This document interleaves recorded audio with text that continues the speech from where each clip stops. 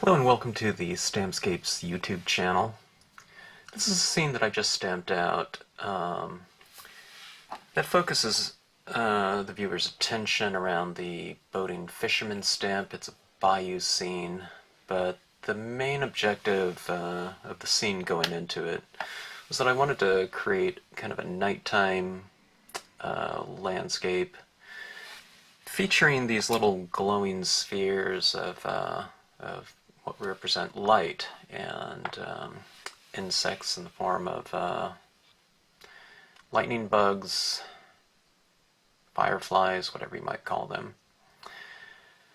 I had to make the scene dark enough to have these little glowing spheres stand out against the background, and my usual method of using white gel pens and white pigment ink to kind of create fog was the method I used to create these little spheres, except this time around I wanted to create that kind of more greenish glow, so I used the lime colored color box pigment ink.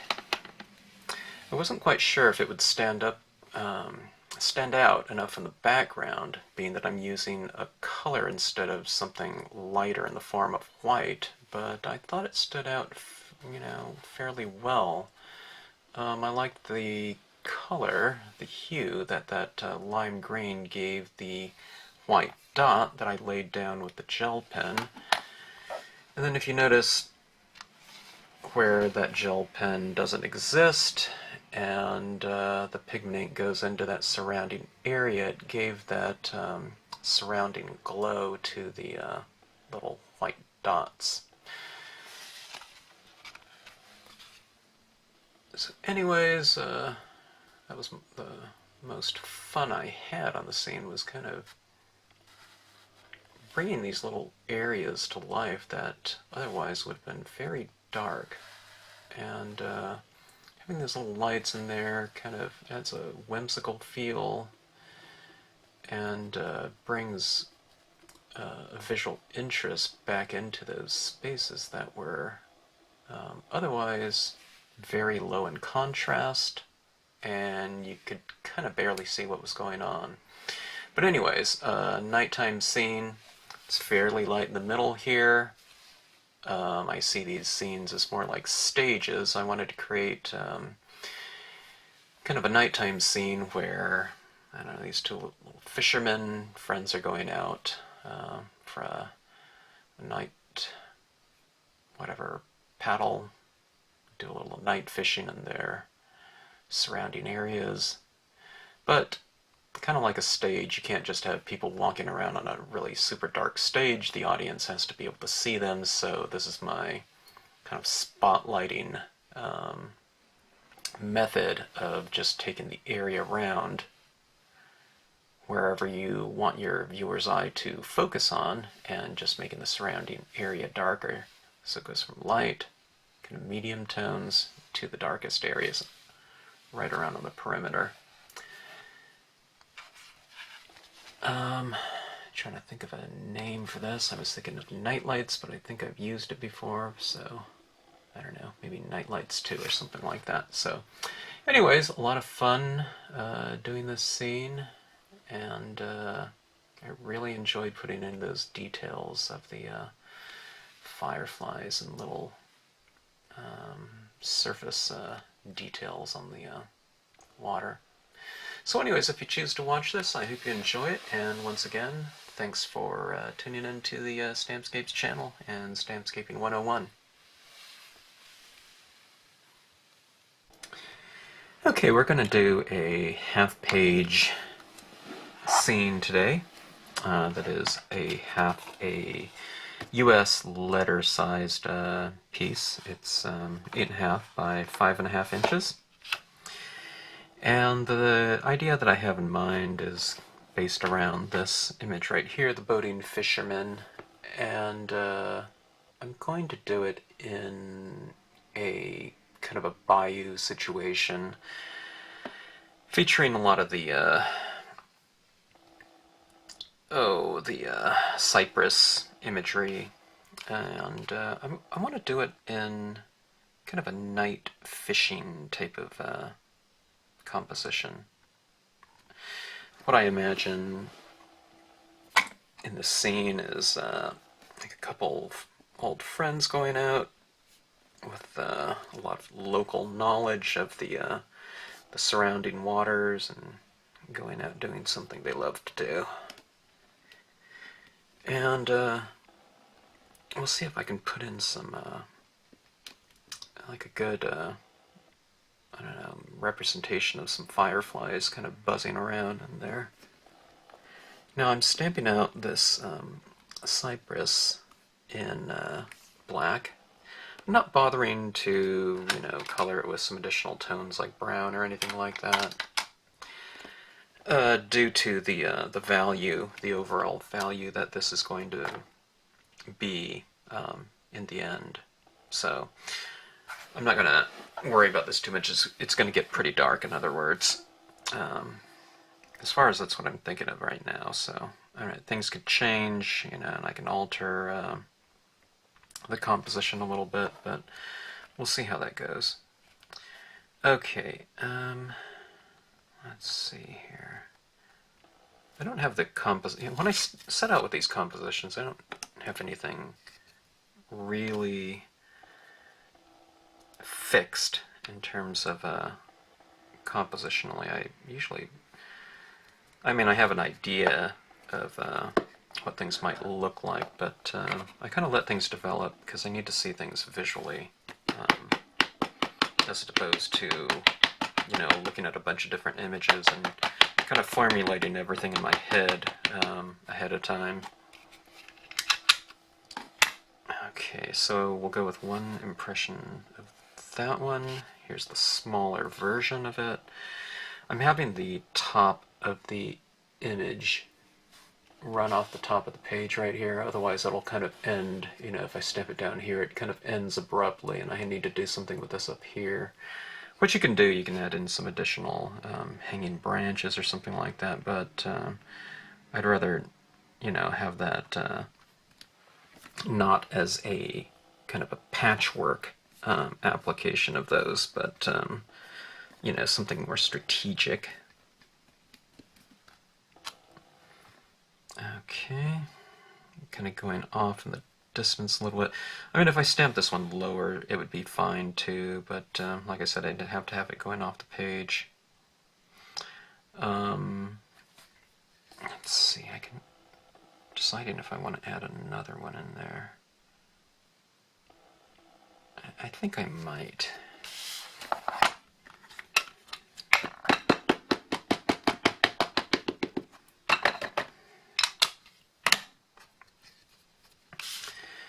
Okay, this is the smaller Cypress again, and I'm using these unmounted stamps with the tack and peel applied acrylic block. So that's why these rubber dies are sticking to the block without having any cling foam or something like that. Okay, looking okay. Maybe another. Sometimes groupings of 3 look really good in the composition. They always say odd numbers, right? Maybe I'll get a little piece of it in here. Okay.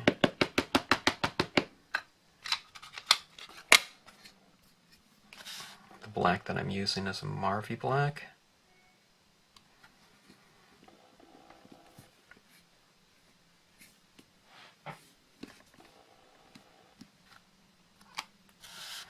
Okay, it's just a little bit of it right there. Okay. Now maybe some cypress trees in the background, perhaps? Something like that. And as you can see, I really don't have a need at this point in time for any sort of masking. I'm kind of avoiding. I might be doing a little bit of overlapping with these branches, kind of running into the previous impressions, but or the existing impressions, but so therefore I really don't need to mask anything off. If I put something, you know, directly behind this and it was more of a solid thing, then I would have to mask off some of these trunks here, but my preference is to I don't know if I avoid, but I just prefer not to do masking or those extra steps in terms of the composition if I really don't need to.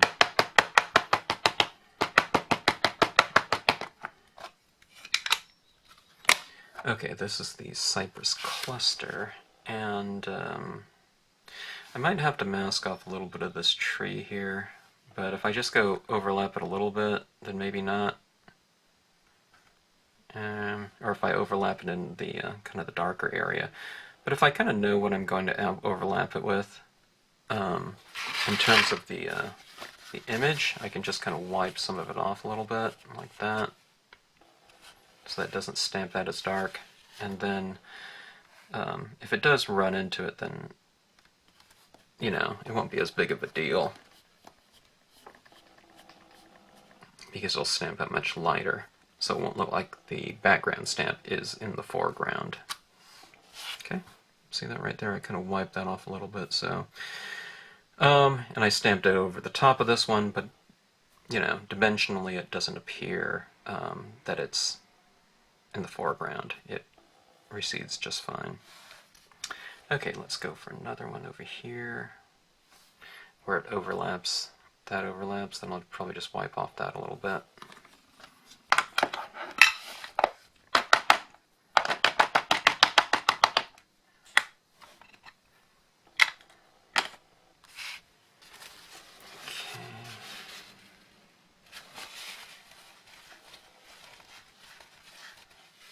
And I'm just using a dry paper towel to wipe off the stamp.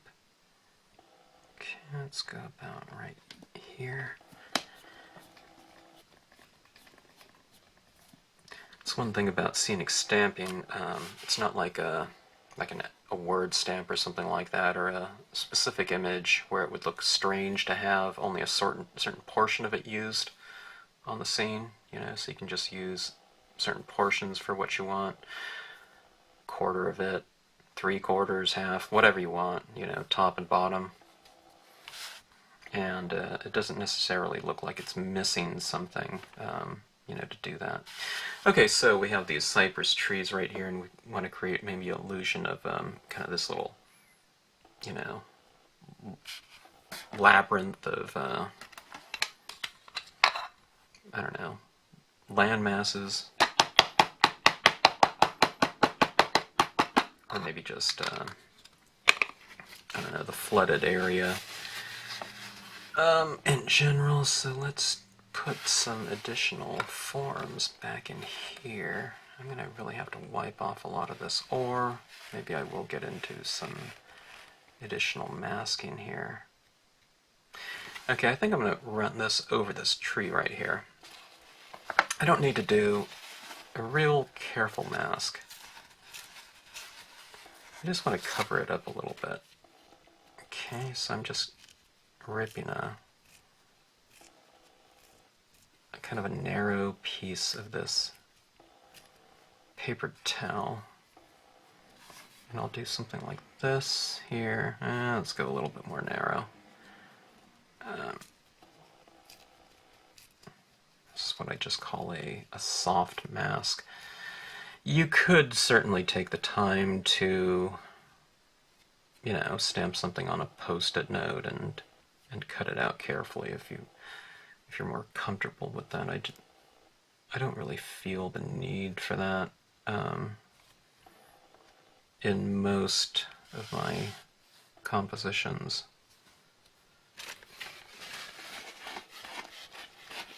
Okay, wiping this off a little bit. It should stamp out a little less black, maybe a little more gray in value. I'm stamping this higher, kind of to represent a more distant cluster than these ones right here.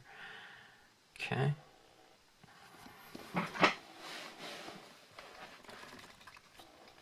And going back to that idea of these little inlets, you know, kind of meandering about in there. Okay. So just a little mask. I mean, I just have this kind of little area in the background, and I think I'll put another bit of it over this way, kind of to fill out the composition on the top. It's kind of capping off the composition because I want, you know, kind of more of the attention kind of in this area. I think that's where I'm going to put the subject matter. Or, I don't know, the whole thing could be subject matter, but I guess it's more of the focal point I'm talking about here. Okay. Alright. I took the time to cut out my very technical mask here. I'm kidding. So I might as well use it again. And we'll go about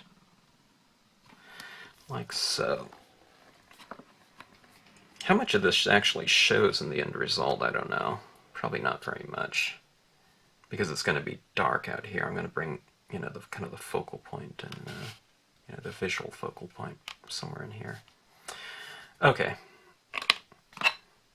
That's it for the trees and the land masses. Let's see here. I have these little Cypress knees here, and what I'm going to do is to stamp out some of these. Let me see if it fits on my tack and peel block. I have about 4 of these tack and peel covered blocks, just for different sizes of stamps. I started off with 1 block, but using like a big block like this with a small stamp was kind of, yeah, it's a little bit cumbersome, although it can, you know, you can certainly do that. Yeah, I found out that about 2 packs of tack and peel covered up, I don't know, about 4 or 5 blocks of different sizes. So that worked for me pretty good. Okay, filling in with some cypress knees. Kind of in this area. I mean, you can put them wherever you want, but...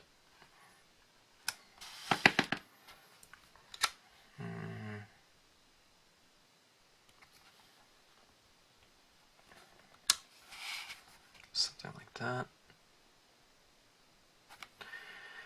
And let's go with some smaller ones. Smaller ones can represent just some, you know, the simple fact that they're sticking out of the water less, they're smaller, or they can represent something more distant. Okay.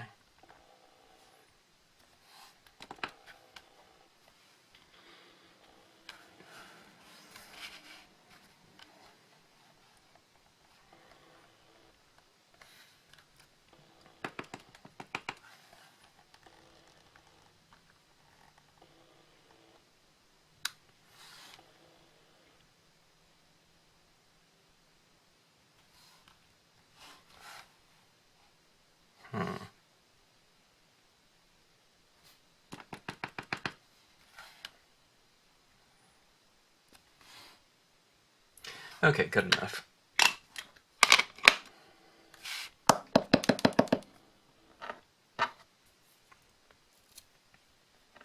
All right, let's go for some additional texture. I was going to add these pebbles, these tiny rocks in here.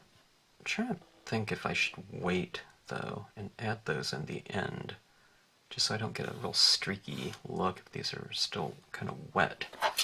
Let's hold off until the at least the end of most of the coloring process, if not all.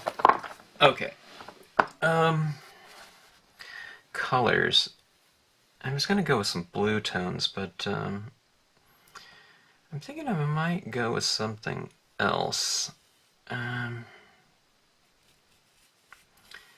to think of maybe a warmer tone as a base layer to add in here. And even though this is going to be night and you wouldn't really be able to see the different colors in a moonlit situation or whatnot, I'm going to add those in anyway, just to make the scene a little bit more rich in terms of the coloring structure, scheme. Okay, this is a Peach Bellini Adirondack Light. It's a warm tone. It's something like a warm tan color. Okay. Adding some of this on the tree to start off with, and I'll color the wood and the knees. I'll put a little bit down in the water as a reflection of that same temperature.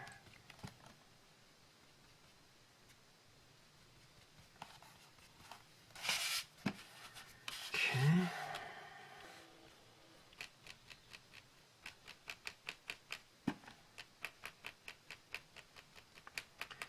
Don't worry if you go out of the lines, the color with a hue that's so light in value, such as any of the Adirondack lights.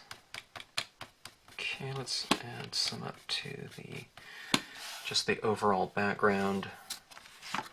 Even if the temperature does take a turn and it goes in a different direction, for example, if it kind of moves into the cool spectrum, that'll be fine, because you can even still have a warm base, albeit a very lightly valued base, warm base. You can still put some cool tones over the top of it if you choose. It's when if this is really kind of a dark or much warmer hue, you kind of might get locked into the temperature a little bit more.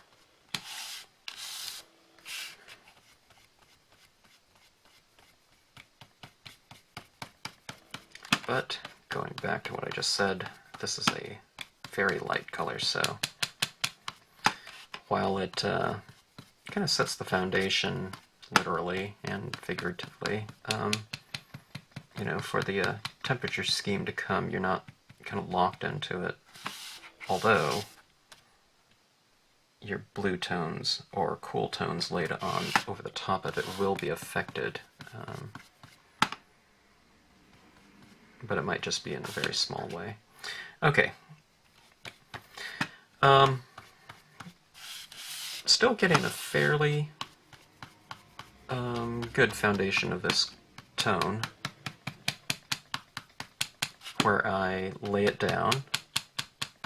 I'll add more. I'm not just doing it for coverage, I'm laying down ink to really coat the paper, the cardstock. The more that I lay down, it's not necessarily going to get darker, but the paper becomes more saturated and then possibly super saturated with that the ink that you happen to be using, and it will make the colors that you lay down over the top of this foundation, easier to apply, even if the inks are very thin. Okay, so we're doing it to color, and we're doing it to cover. All right. Now let's see. Let's move into.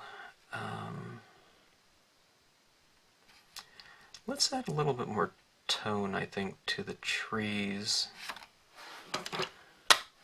Let's go with a pale orange. You can go with a light brown if you have it. The pale orange is a color that's a hue that's really similar to peach Bellini, but it's a little bit brighter in terms of intensity, and it's a little bit darker in terms of value. Okay, so this is not a big jump, you know, from the previous color to this one. In fact, unless I apply it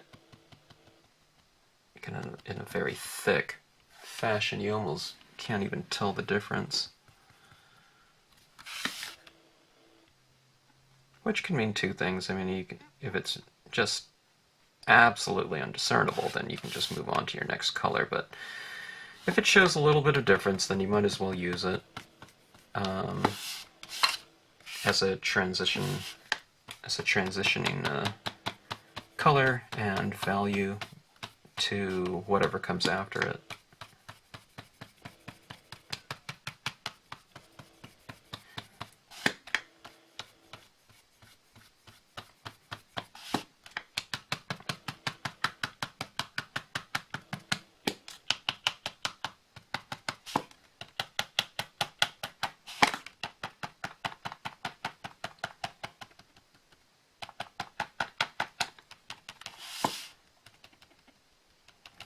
Okay. As I'm doing this, I'm thinking, I think I might use some distress inks in here as well. But let's move up into this brown first. This is a brown from Marvy, number 6 brown. Just your basic brown.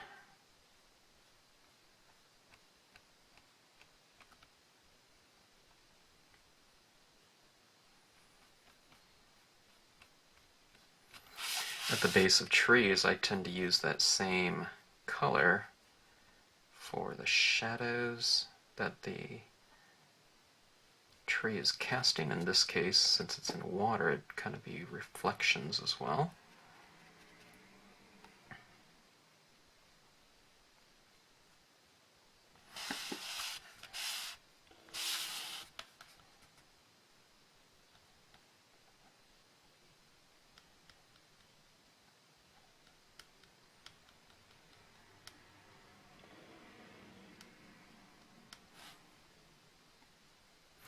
Okay, now this color is really spreading out because of the time that I took with that first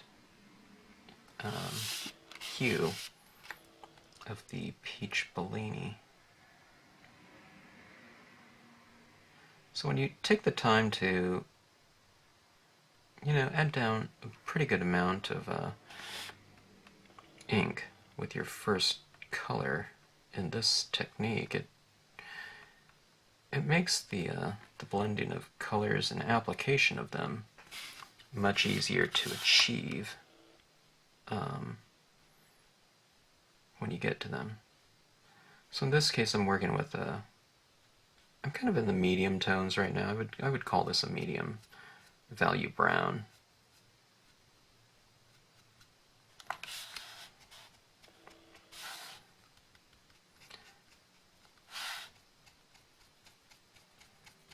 Okay, let's kind of use this color to frame off the scene a little bit.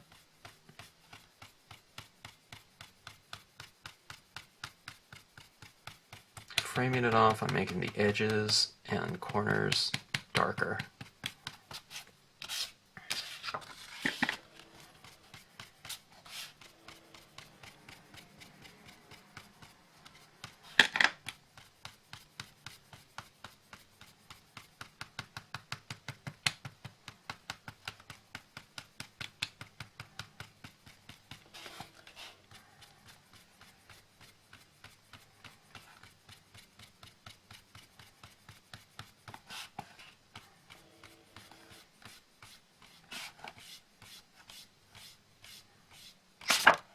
Oops. A little bit of a snag there.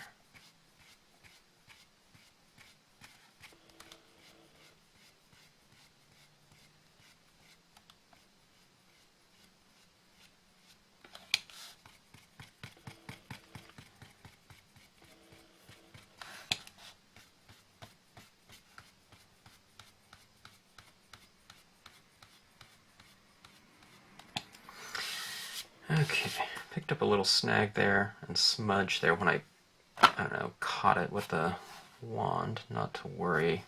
It's probably going to get some kind of additional foreground in there anyway.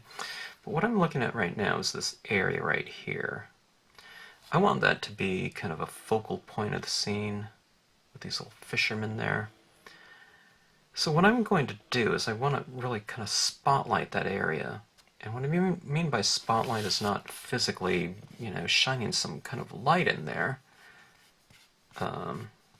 but making the area around that darker, like this. Making that area darker, kind of bringing some of that tone into here, like so. We'll start to close off some of the lighter areas around in here, and we'll leave that point, maybe the brightest or lightest area of the scene.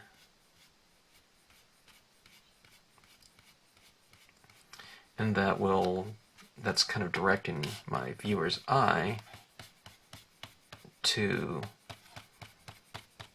what I want the viewer to notice or look at. Which are those figures? Okay.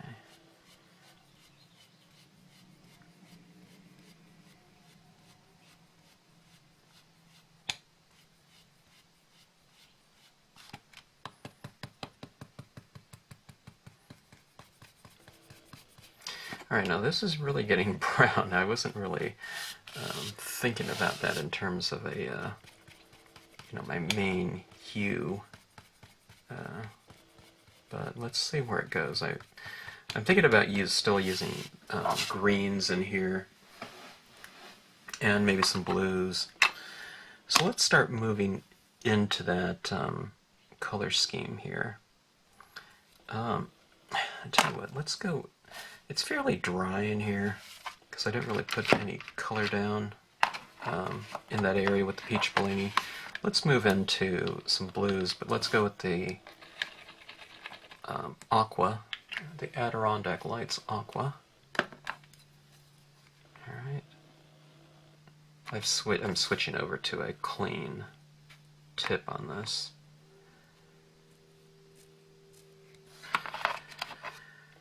Okay. Now this is going to change the kind of the spirit of the scene in terms of the color, you know, the color scheme that I've established up to this point.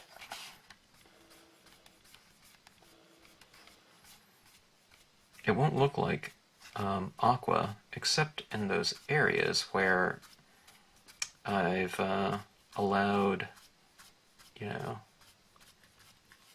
the or retained the white of the paper by just not going over it with another color. Okay.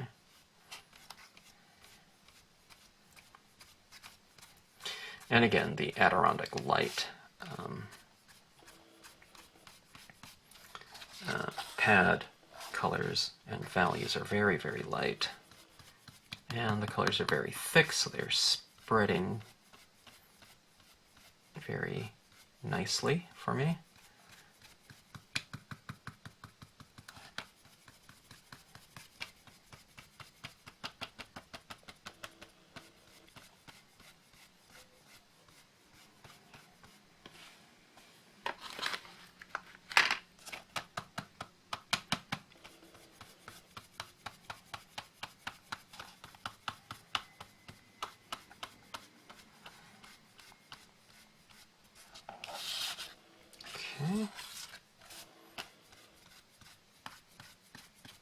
Looks quite a bit different now with those cool tones running throughout the scene.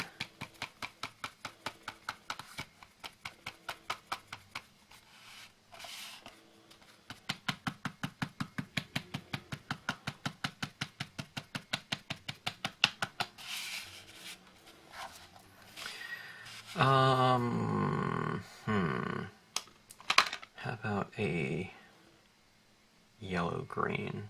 Very bright. Let's see how it goes.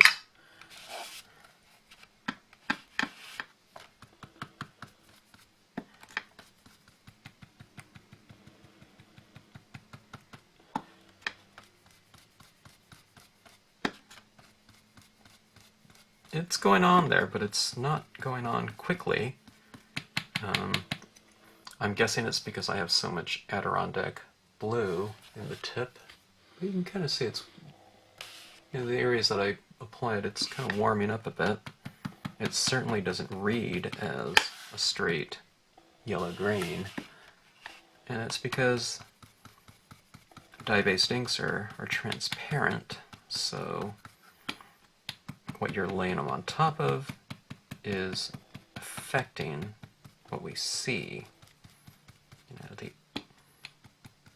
The base layers are showing through. And kind of optically blending. Okay, but this is what I want. I like the process of I don't know, the changing values to take place slowly. When that happens like that, I have a lot more control over it now. I don't want to struggle to apply a color, but if it's just not going on there. But I do want the transition to happen slowly. And usually, what happens is sometimes I might start applying some color like that, and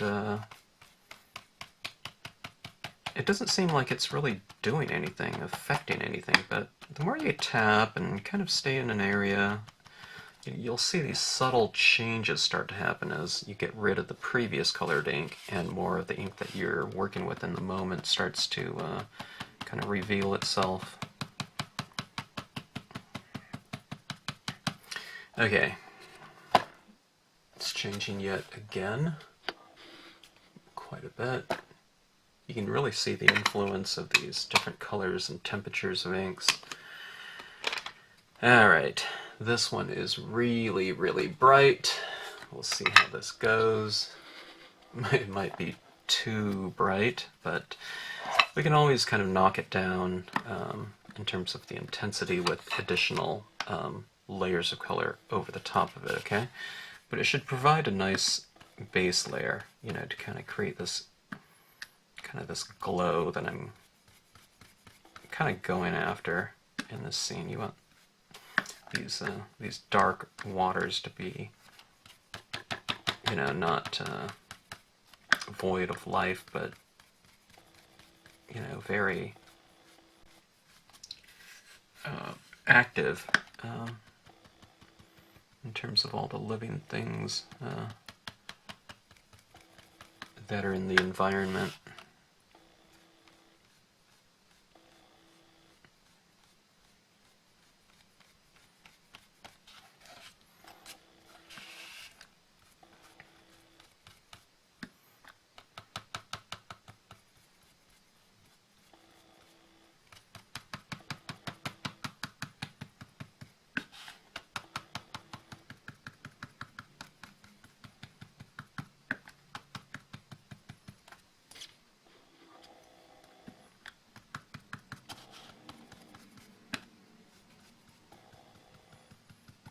Okay, I'm hitting a lot more in the shadows with it.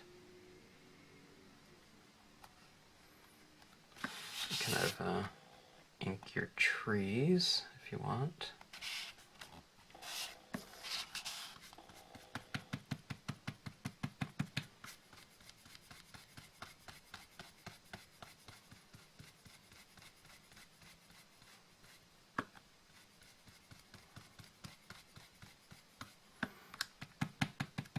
The surface of the page feels pretty good. I like the saturation that I'm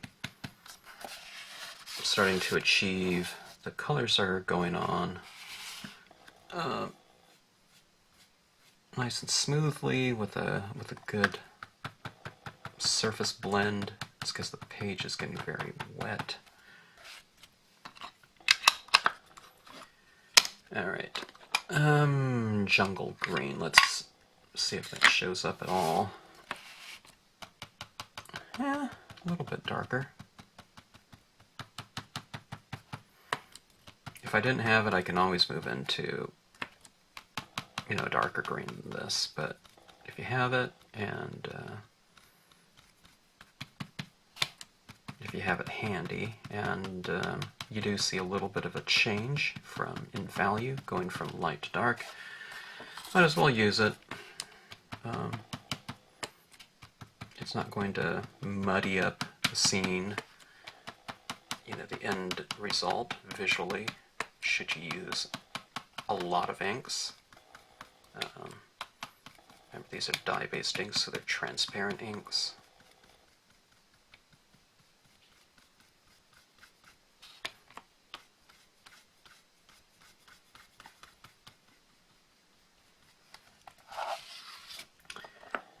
Alright.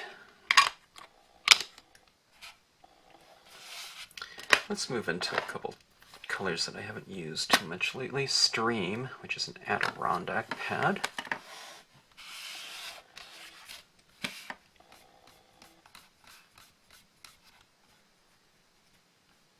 If you like any Adirondack colors, depending on when you're watching this video, Adirondack pads have been discontinued by Ranger, and if there's any colors that you really like or you'd like to have, I would suggest trying to find a place that still has some in inventory and getting it. And if you like the color and you already have, say, a pad or the pad of that color, I would suggest getting a re-inker for it. The re-inkers last a really long time. But this one, this Stream is a good kind of a blue-green tone. It's starting to give me some nice mass. In terms of the shadows, I feel like this color, this value, is the first one to, so far, to kind of really fill out an image in terms of creating the shadows on it and giving the object a little bit of opacity so it doesn't just look like, you know, the light is just shining right through it, you know, so you have to kind of make it darker if your images are supposed to be backlit. Okay.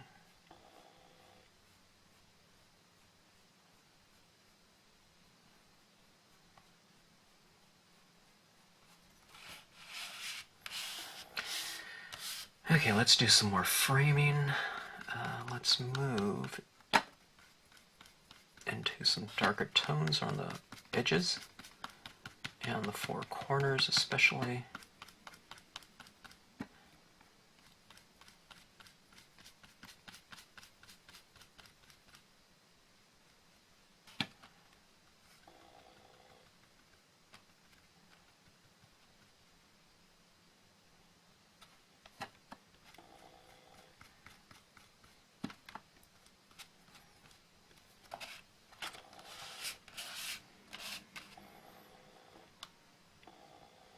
Okay, moving into the shadow for this tree right here. And then kind of spreading out, you know, that shadow a little bit. Kind of dabbing and then streaking. Okay. If I'm streaking this way for this side of the shadow, then to put the shadow on the other side. I will flip my page around so I can kind of do these swipes in a nice ergonomic, smooth fashion. And hopefully that's the way the colors will apply. In other words, I'm not scrubbing back and forth, okay? Foreground values, kind of adding to the the eventual dark lighting scheme of the scene. It's taken me a while to get there, moving through all those lighter values.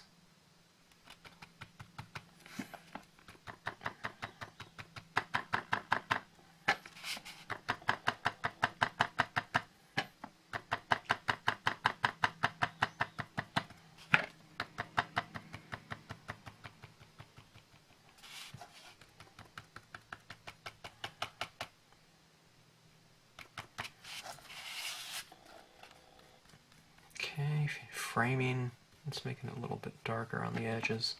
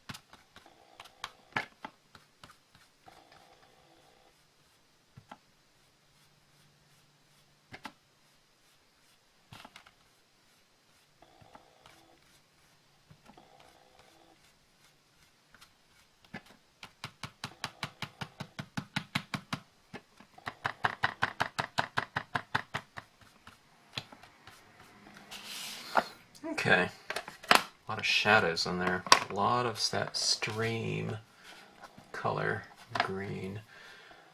Here's denim. Now this isn't getting nearly as dark. I think I have too much light in there. I might go back in with some lighter tones. Denim is a very dark blue, very rich Adirondack blue. Okay.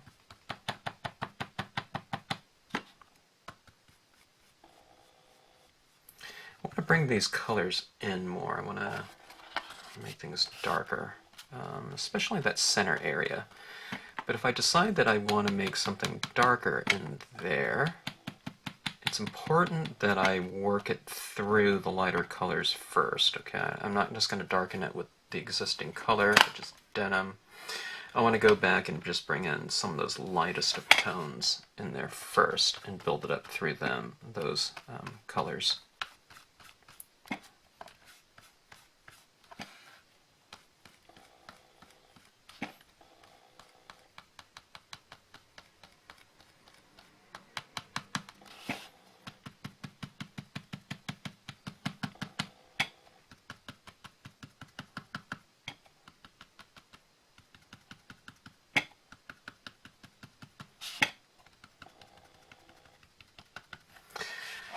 Now one area in here, just focusing in on that little island, I need to get some more tone in there. A little cluster, Cypress cluster. It's just the base of it, but let's add some shadows along that water's edge on this image right here. It's right down here. I'm just putting some shadows down here.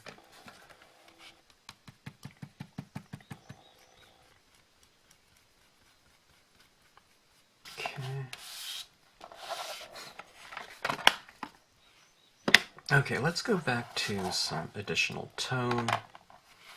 This is such a large piece of paper too. I find that as I'm doing this, the ink is starting to dry, so let's go back in. Sometimes you have to do this. You have to kind of reintroduce some of the your base coats in a nice light fashion. Let's use some of this makeup sponge right here. I used these, or one of these in the last video, and it worked pretty good. let's use some of that again. I should. Okay, now I'm really spreading a lot of this in here. Okay, just because I really want to knock down the lighting scheme in here.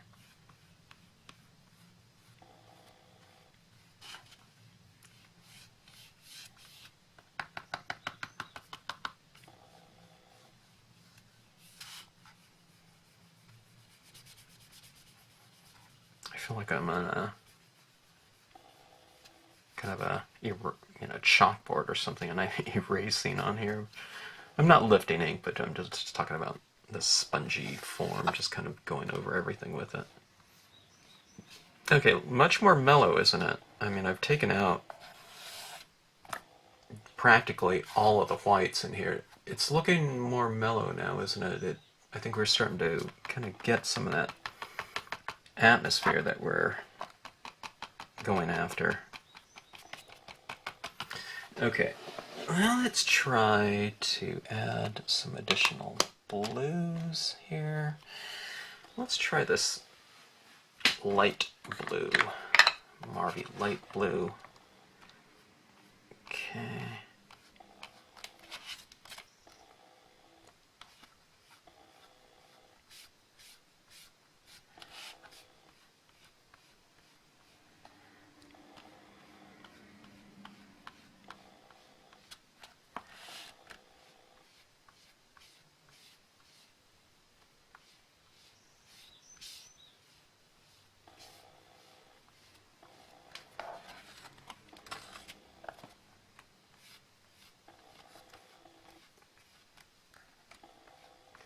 I find that the mood is really changing in here.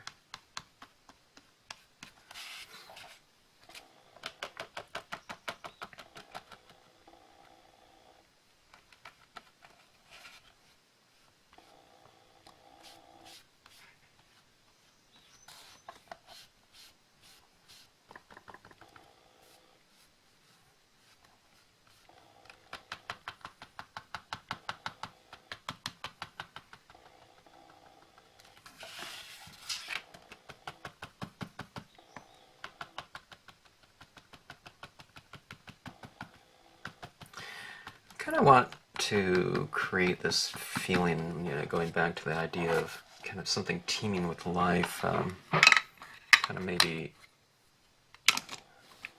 I don't know, something in here might be representing, or giving the feel of kind of one of those phosphorescent organisms in here. Some of those greens and things. I mean, in this case, maybe it's the overall scene that's kind of glowing. I'm applying some Prussian blue now. That's always my go-to dark color, to really influence the scene on the dark end of the value scale. There's something to Prussian blue.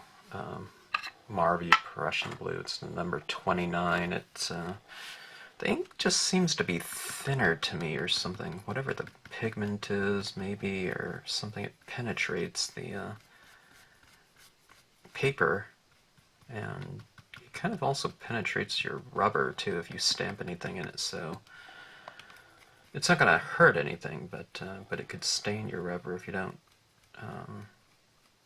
kind of wash it, or rinse off the ink, or clean your stamp after using it if you have Prussian blue on it.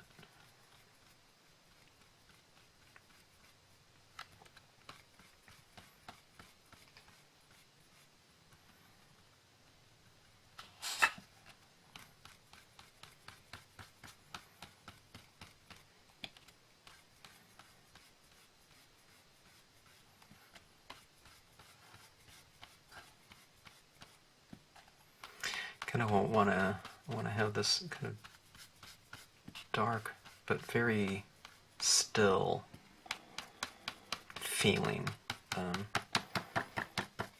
in the scene.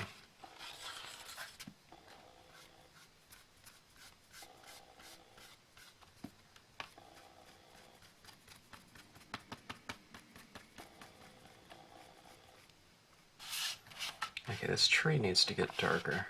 Let's turn the card upside down so I can kind of see what I'm doing a little bit more.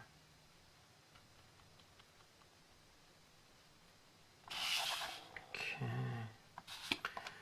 If you darken the tree, it's a good idea to darken the shadow that it's casting.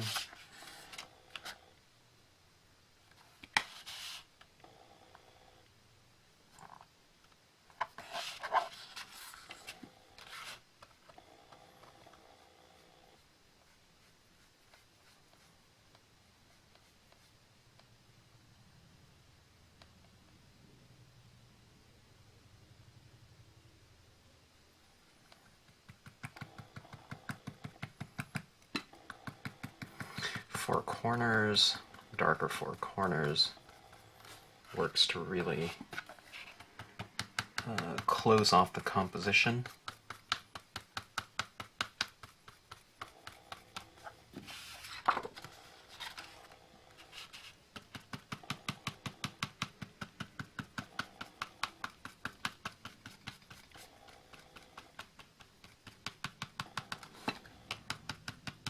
Now what's going through my mind now is when I look at the surface of this is that I'm thinking those tiny rock stamps are going to be a great textural addition, and I'm thinking about doing it now.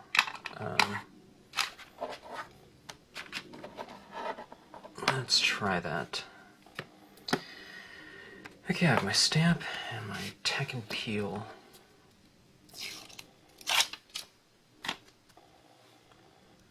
Tack and peel acrylic block. Right.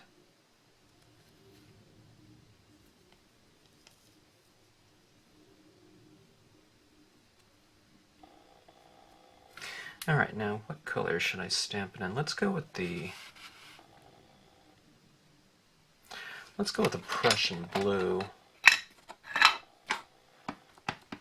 But instead of doing it just inking up and going straight in there, let me blot that out. And let's give it a test stamp in the darkness. Still pretty dark, okay? You can see that. That's going to give this a lot of dimension. Let me do that again. Let's go some... I don't want these all the same value. I just stamped it out right there, by the way. I don't want all of these impressions to be the same value, so I might want some darker and some lighter. So let's do this, and let's go for another impression of it. Okay. See that right there? It's much lighter, so dark, medium, really light. Okay. There's yet another impression. There's 3 impressions off the same inking. Fourth. That looks pretty good, I think, you know, that 4th impression. So, let's add some more. We'll go with the straight inking in the darkest of areas, like around in here. Okay.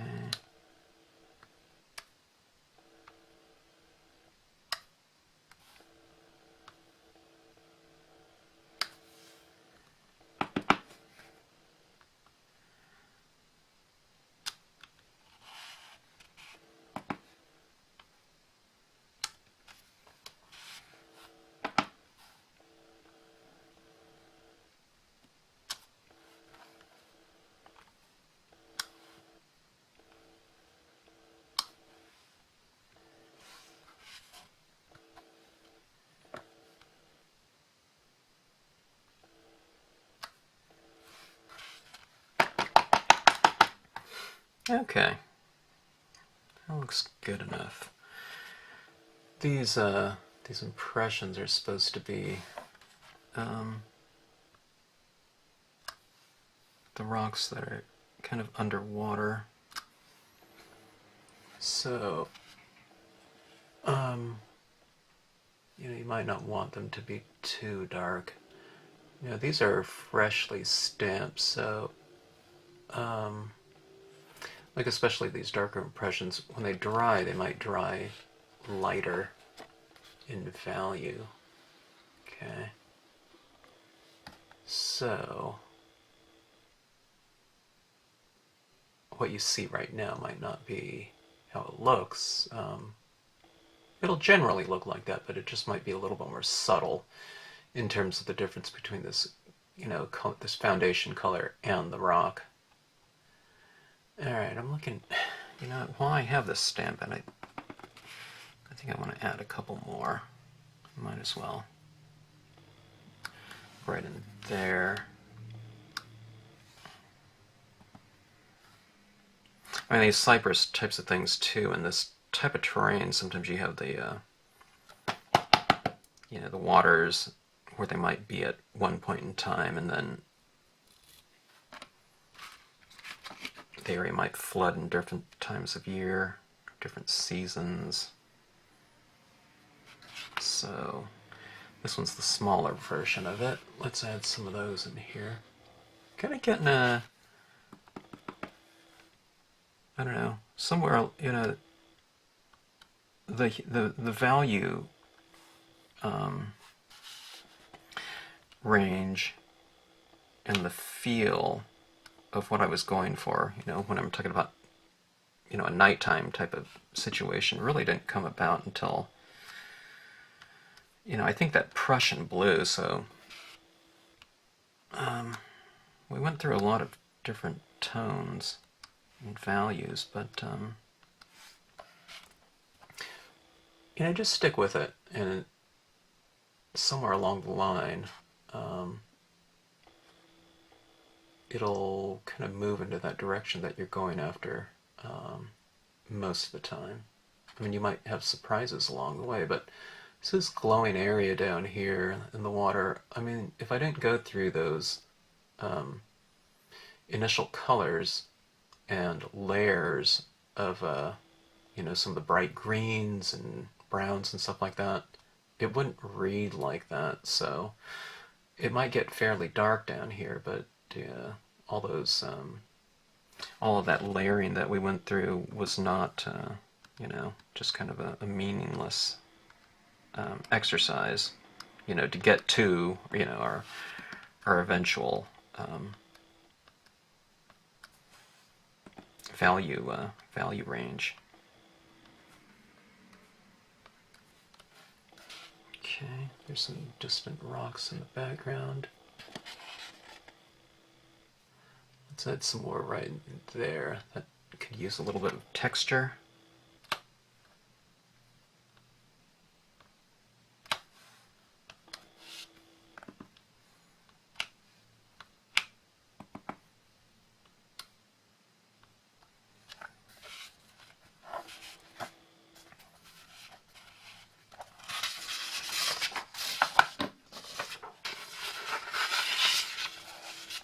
Kind of the living waters scene.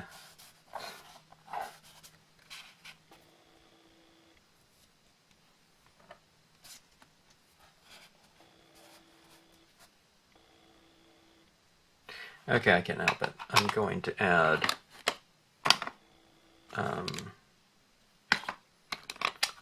a couple black impressions of this in the darkest of areas.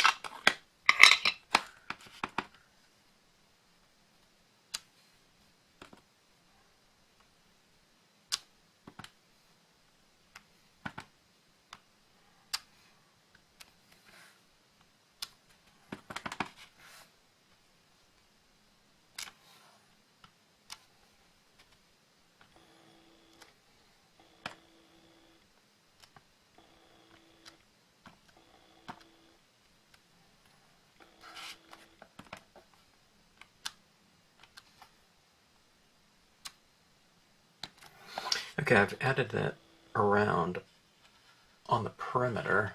It's hard to see. You see it down here? So it just kind of adds a little bit of layering. You can see some of them that are black. And that's kind of adding to a little bit of the framing as well. The framing of the composition. So it's subtle because it's very dark on the perimeter.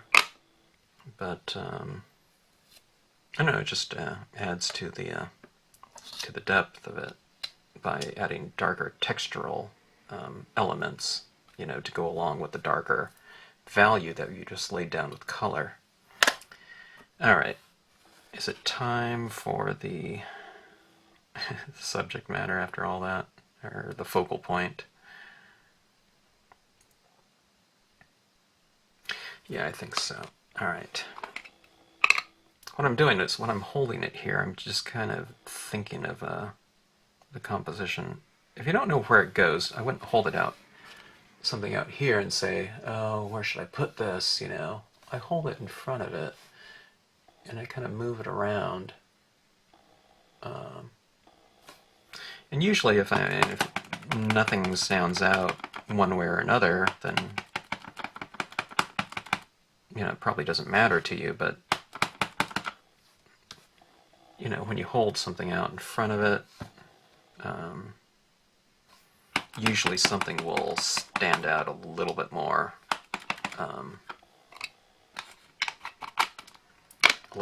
to you by making it a visual process. Okay, now this image here has these kind of dots around it like that. Now the background, especially right here, isn't very dark. So what I'm going to do is I'm going to take my paper towel and wipe it off on the perimeter. I'm probably going into it about, on the four corners, about maybe between 1/8 and 1/4 inch maybe, and wiping it off a good amount. It still might stamp out gray, but that's fine. Let me see. Let me make sure that I'm stamping it with black as well. Yes, I am. I don't want to find out that I've stamped it in green or something like that.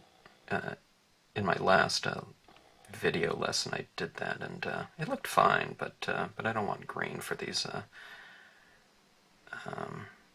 fishermen. Okay. Good, even impression. Enough pressure, but don't squash it, okay? Especially at this point in time. Okay. Here we go. These guys are right there. I need to color them a little bit, but we'll do that with pens. Maybe some Le Plume markers or something like that. But while that dries there, it's a fairly solid image, so it's going to require a little bit of drying. Let me go back to that Prussian blue and start adding a little bit more. Sometimes after I've stamped out, some kind of textural elements like grass or, a water pattern or something of that sort. In this case, it was the tiny rocks. Sometimes I feel the need to go back in and add a little bit more tone just to kind of mellow them out a little bit, so it doesn't look quite so busy. Okay, this is the Prussian blue, and I think what I'll do is I'll go with some black as well.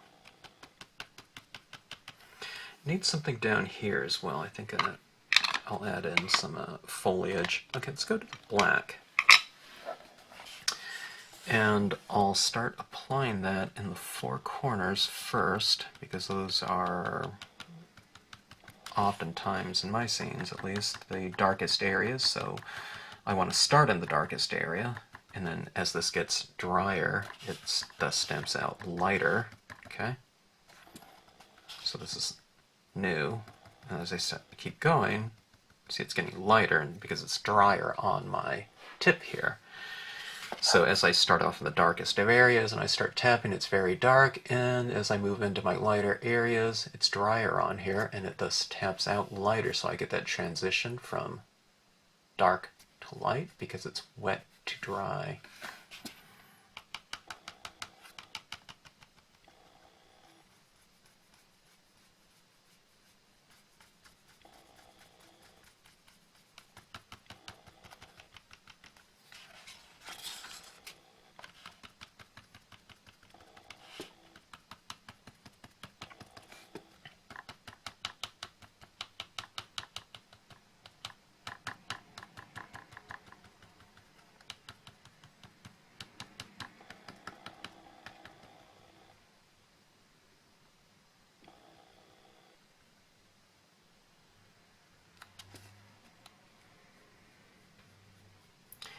So in my darkest of areas, I'm just kind of reiterating it with the black.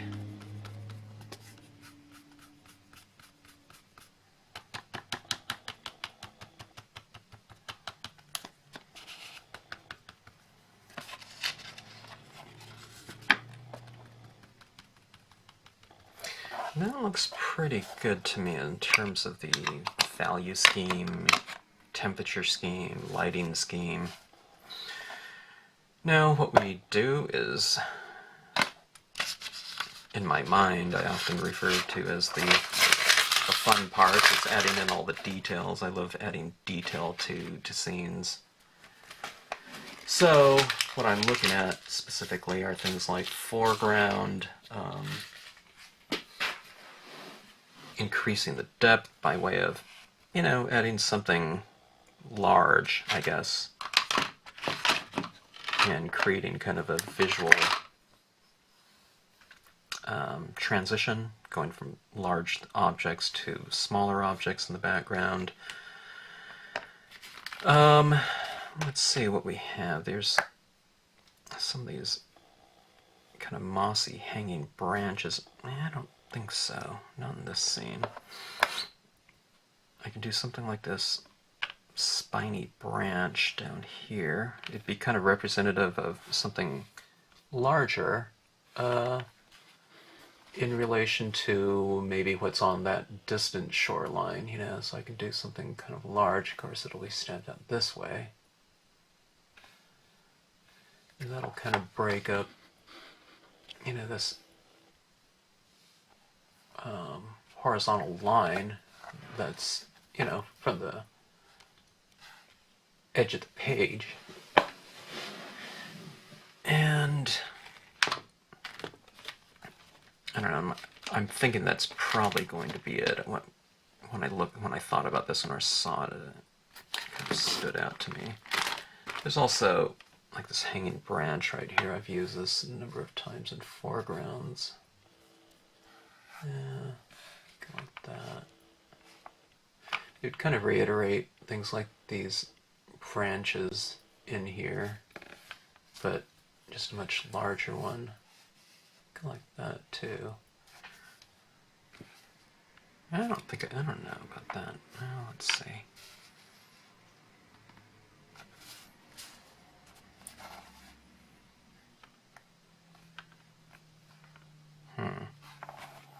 Where do I want that one? Kind of more spindly. Could do both. Let's see. How about that? Maybe put this another impression out here. All right.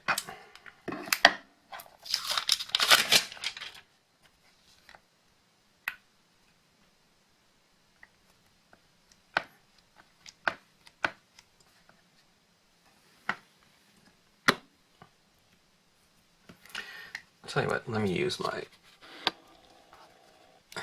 I have this on here right now, but I'm going to use my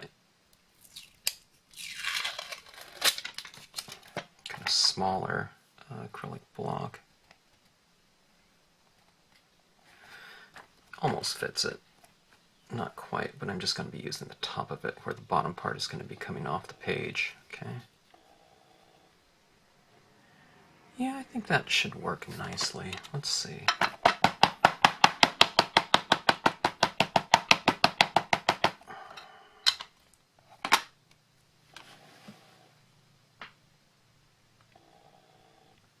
If you bared with me so far on this video, as you can see, by this point in time, if not 5 minutes into it, these videos are not scripted and practiced ahead of time. You're seeing these things develop, you know, as it happens. I don't know how you can really script this out, unless I have a lot of cuts or something like that in the video. But anyways, here's a little branch right there. Let's move into this other one, just for a little bit of variation. It's a little bit of a textural change. Both of these are kind of skeleton-y looking, you know, bare trees, but each one of them has its own little character to it. This one's a little bit more kind of spiny. This one's a little bit smoother. And let's see how these two work together.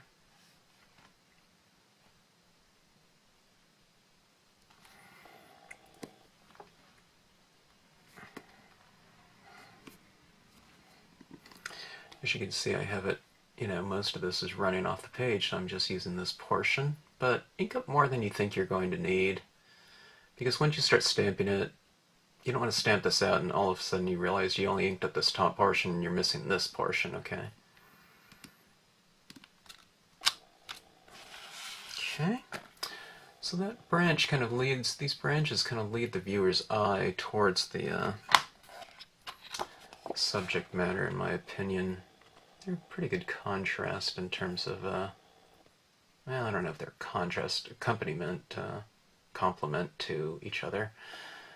I think we need a little bit more out here, though, of the same, okay, just so it doesn't have this thing kind of jutting into the composition in one area. Maybe out here as well. Let's go with the bigger one again. This is Hanging Branch, by the way, it's the large one.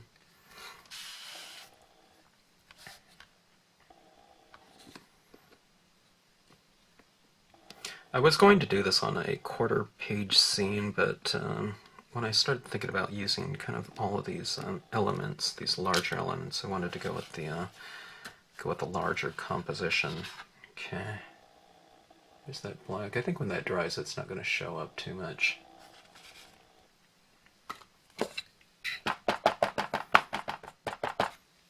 But if it doesn't, it's not any big deal, right? Okay.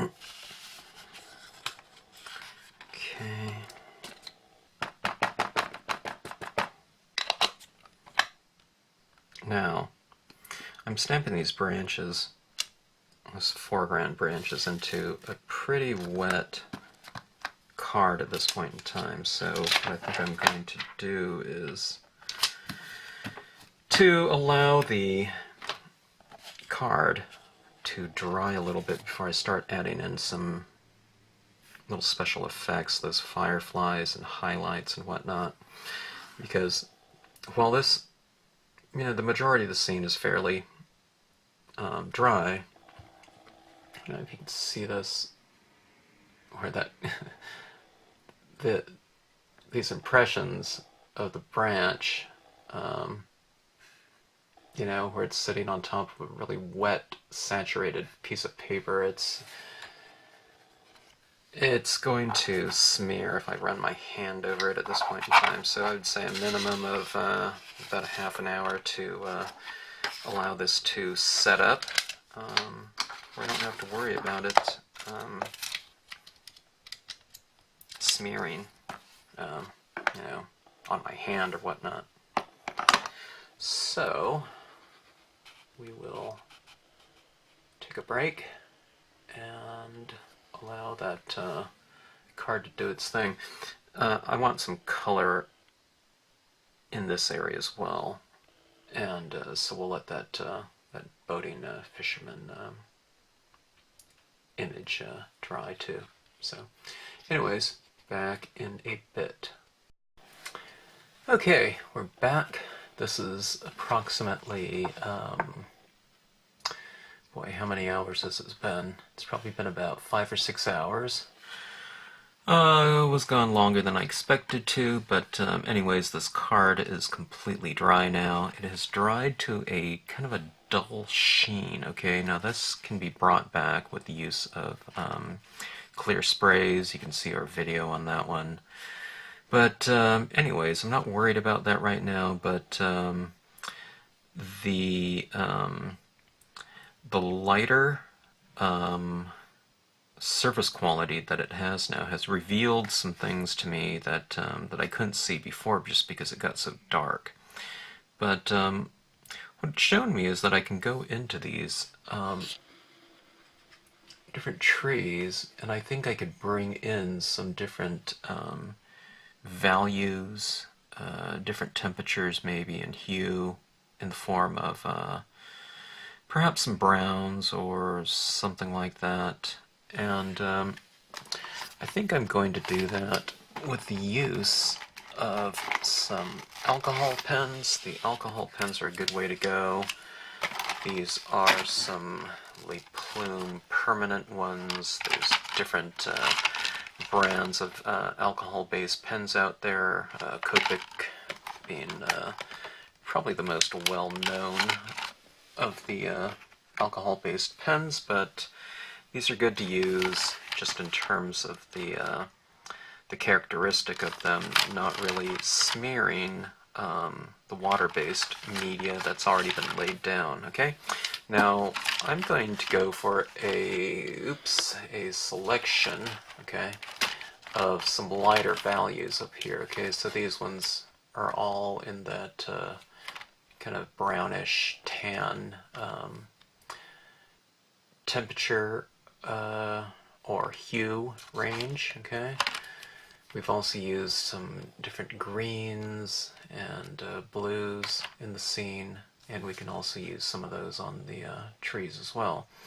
But I always like to start light, just like I do, you know, on most scenes that I'm doing, unless I'm doing something specifically with kind of darker values for, you know, some kind of black and white looking scene. But by working from light to dark, you know, when I use something like this color right here,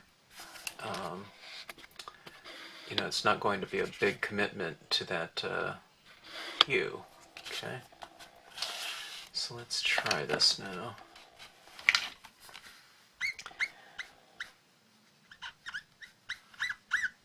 Immediately, it's starting to really darken the tree quite a bit, but that's more not so much because of the value of this color that I'm using, but more just the fact that it's kind of, oh, I don't know, it has that wet appearance of the, you know, of a wet cardigan, you know, from when I inked it up before. So it's, in a way, it's a little bit hard for me to tell how this is going to look, because it is so dark. See how dark that is? But see, if I spray this, it's going to bring back the deeper, more saturated values of all the inks. You see what I mean? So, you know, I'm going to have to kind of anticipate that a little bit.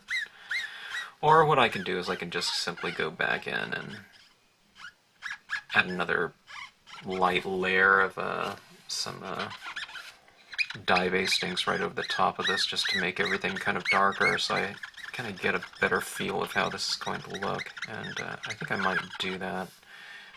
It doesn't take long to do. I'm not going to be, you know, redefining the lighting scheme or anything like that. It's just, for the most part, it's just you're kind of going in there and just re-moistening the page. Now, you're saying, well, wait a minute, you waited all this time to let the inks dry, but I was really waiting for more of these foreground images, the black, to dry, okay? Just so I wouldn't smear them. Those are set, you know, pretty hard and fast now, so I don't need to worry about those smearing when I start going into things like gel pens or something like that.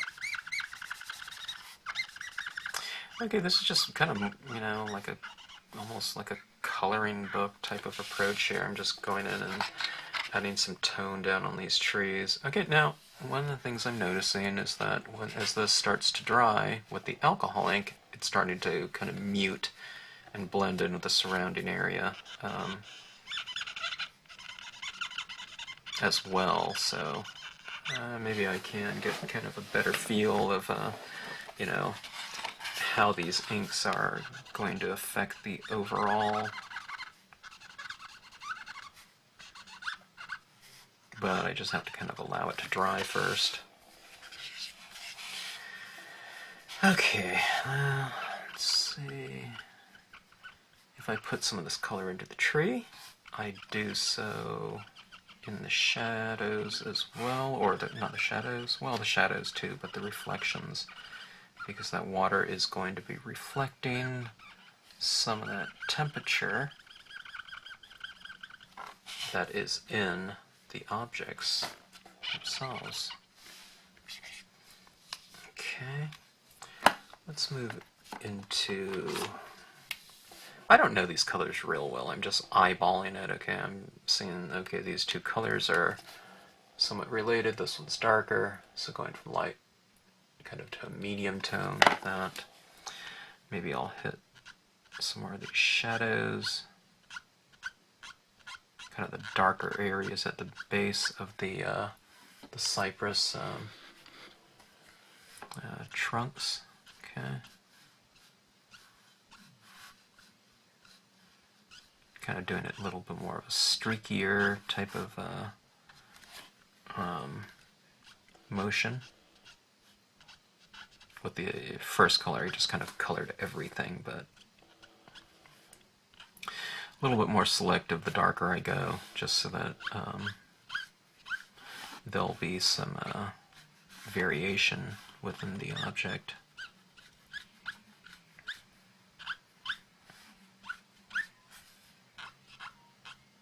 If you do Copic airbrushing, you know, it might be, you do that all on cryogen, but you can also add, you know, some additional tones with that in that method.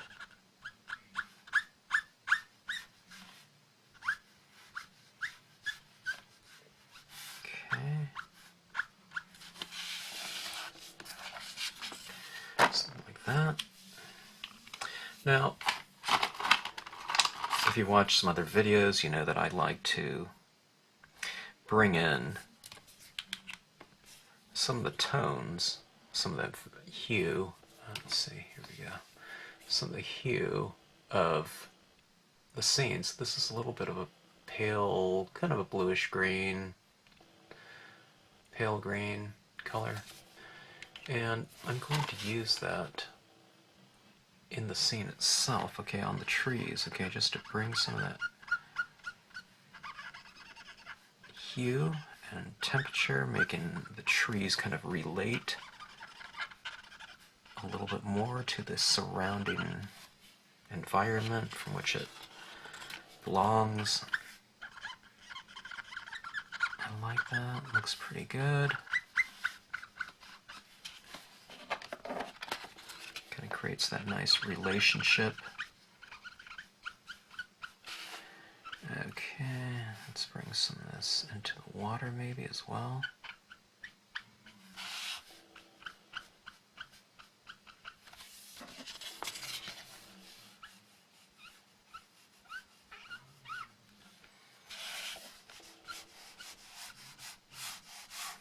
I think this is about, yeah, it's a very pale green.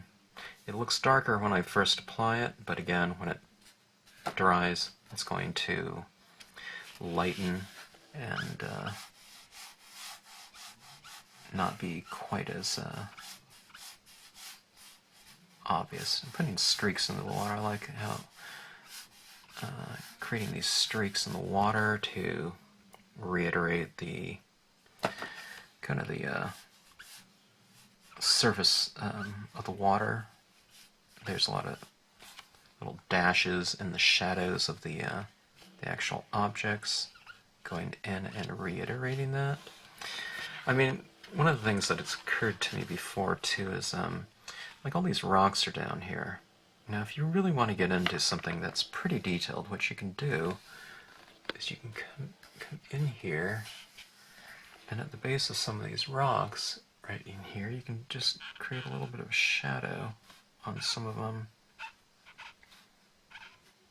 Yeah, maybe they're... It'll be subtle, especially when you're working with something so light as this, but it's that extra little detail that... I don't know, I mean, if you're the one that's creating it, you know you put them there, but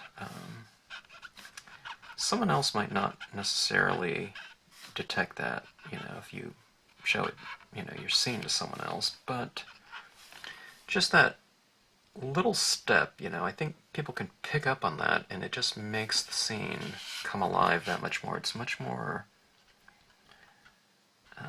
dimensional and rich, and it would make sense too. I mean, these objects under there would be casting a bit of shadow. It just adds to the textural richness of the composition, potentially. Okay, let's go into some of these shadows being cast. There's these little ripply shadows being cast, or being not cast, but formed by the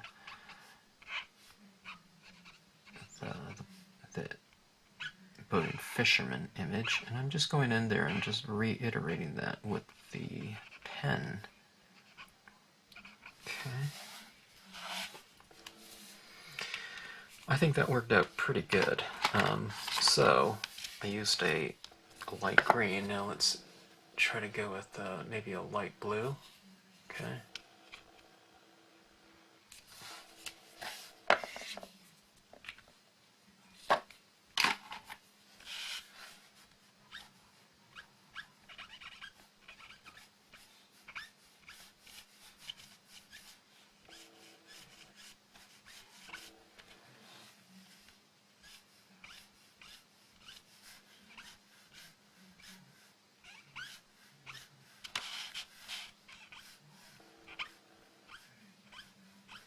And like I said, it really shows up now because this is very wet, but as it's drying, it's kind of mellowing out. You really can't see it very well. It's much more subtle than it would appear, okay?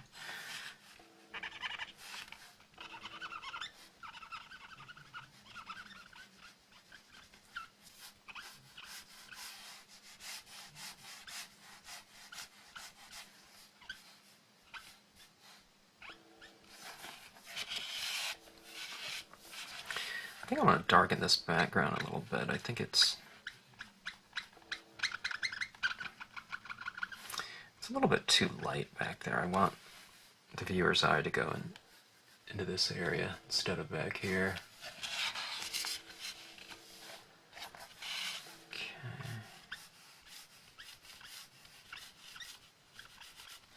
Let's see if we have a...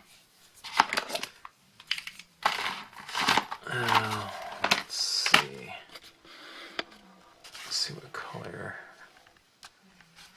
This could be an interesting one, this super bright green, just for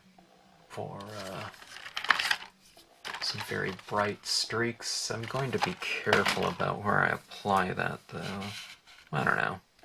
At first, this is what the color looks like. Shall we try it down here first? It's pretty bright, pretty electric.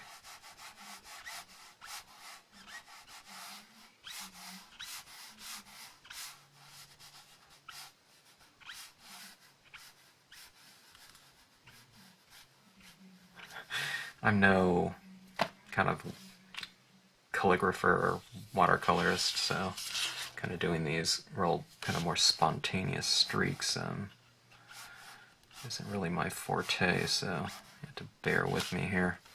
My saving grace is that this thing just kind of, the colors just kind of dry and dull, so my marks aren't so obvious. Okay.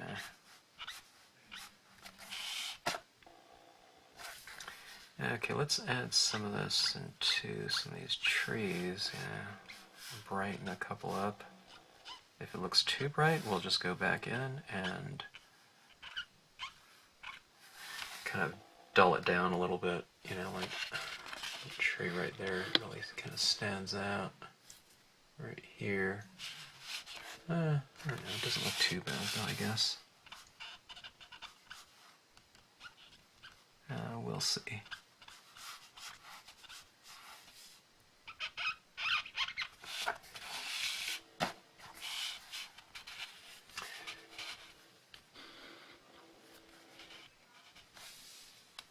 trying to think of what color I want to use on that figure's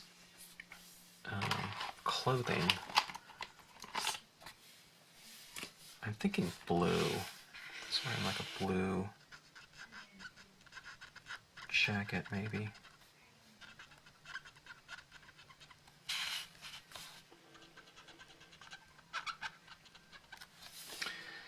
It's kind of dull right now. What about on that character? Maybe. Let's go with a. I don't know what color this is. It's like a really. I don't know, kind of a neutral brownish gray, maybe? Yeah, that looks good. In fact, I might like that for the other guy's shirt as well. Or do we want two different colors to kind of differentiate a little bit more? Here we go. Okay. I don't know. I'll figure it out. I like this kind of color, though. It's kind of brownish gray color. Be a good color to layer over some of that green, just to mellow it out a little bit. Shadows.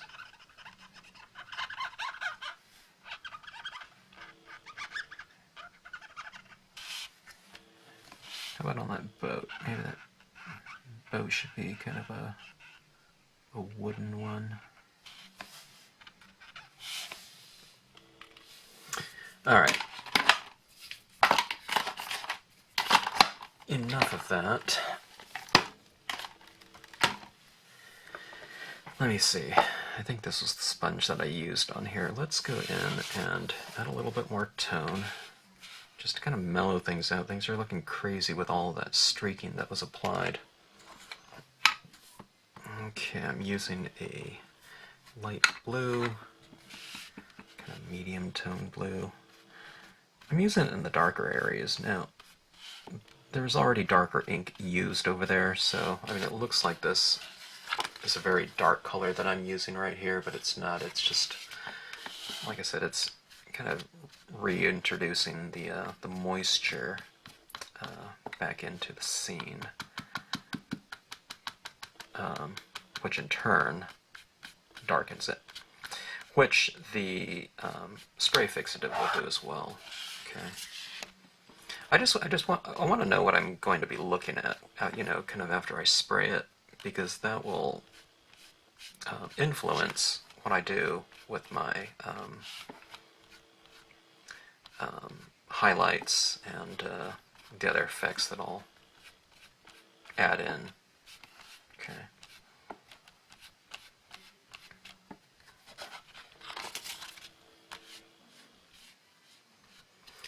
So it's a pretty dark scene.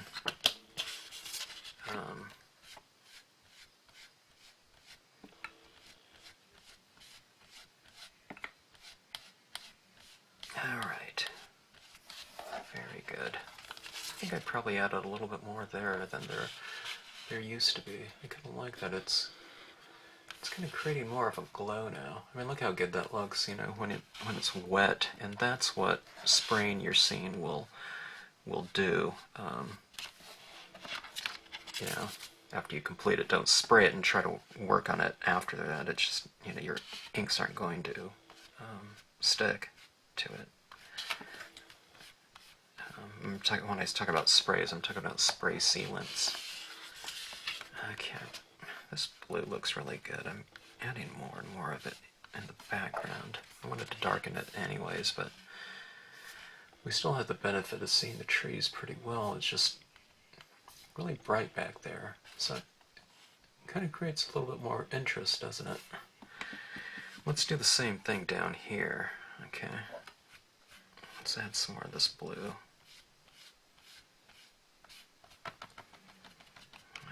Okay. All right.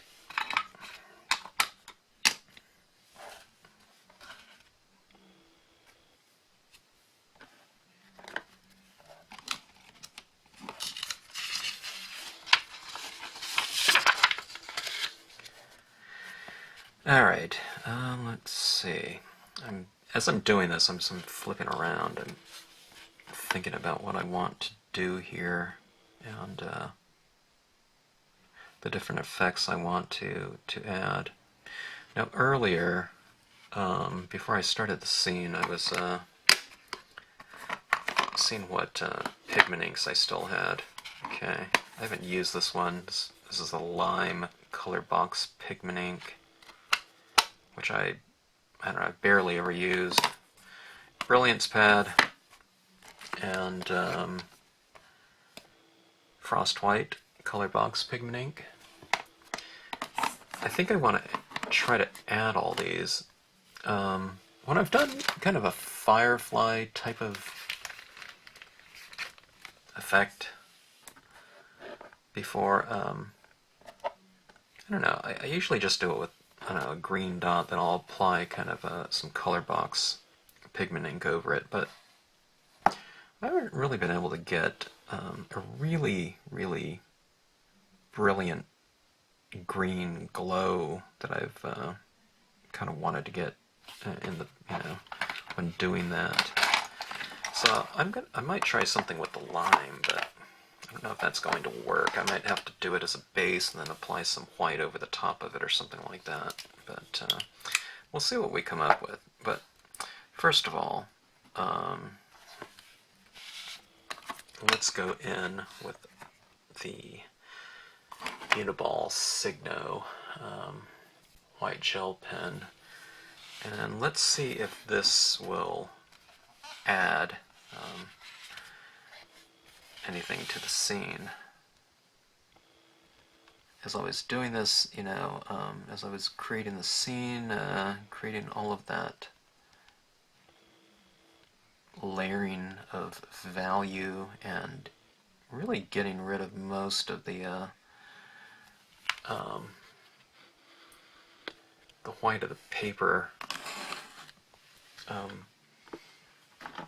I was doing so knowing that, let's lower this here, that at some point in time, that might come back to this effect right here where I really couldn't use too much of this pen, if at all. If you get rid of all the white in a scene, sometimes having these white highlights like this, it looks out of place, because if you get rid of all the white, you're saying that no white light is kind of shining. Not that I'm making this into kind of more of a analytical point here, but visually I just think it looks kind of weird. It stands out too much. So it looks like I did retain enough of the white where this doesn't look, too strange to be kind of adding some additional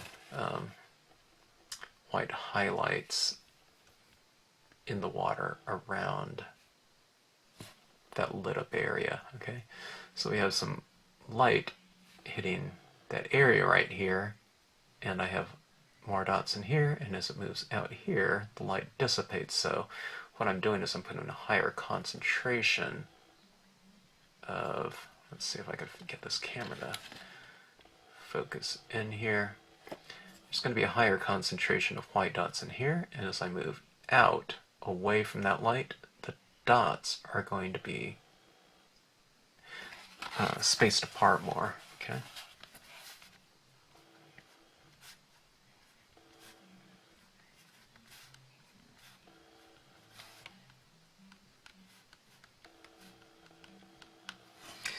All right. Now let's see. Okay, so we already have that. It's kind of like a little splash of light within a scene. It's the spotlighting effect of making the surrounding area darker, and thus making whatever you want to stand out, kind of pop out at the viewer a little bit more. Okay, now we have these branches down here. I could, if I want to, put a few little highlights on them. I'm kind of wondering if I want to or not, though. Maybe I will. I'll put a few highlights on kind of some select branches just to kind of pull it out from the background a little bit. Okay, so what we have is that. You see those little highlights here and there? Okay. It's subtle. I mean, it can be made more subtle just by adding fewer dots, okay? Or spacing them out more. The best thing to do is just to add a couple, and if you like them, add more. Kind of keep an eye on what you're doing. Now, you're saying, well, you're working on it, how can you not keep an eye on it? But sometimes what happens is we start adding these dots, and we're focused in on just that branch. And then we move over to this branch, and we move over to this one. But we're not kind of holding it out at arm's distance and getting a good feel of the overall, okay? Because we're just looking at it like that and focusing on one little spot at a time. And what happens is sometimes if you're doing that, you pull out, and my God, you have like a, Christmas tree or branch or something like that, just, it's a branch out of, Las Vegas casino or something. There's just dots everywhere, and that can happen. It's happened to me before. It probably still happens once in a while. I can add too many, but if you ever do that, just take your finger and wipe them right off. They'll come right off for you.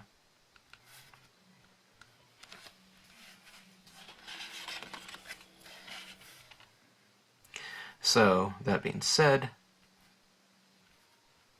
this is not a precarious exercise in highlighting, because, like I said, you can always kind of wipe it off. And if you're getting the feel for doing these types of effects, with something like this pen here, this is what I always used to...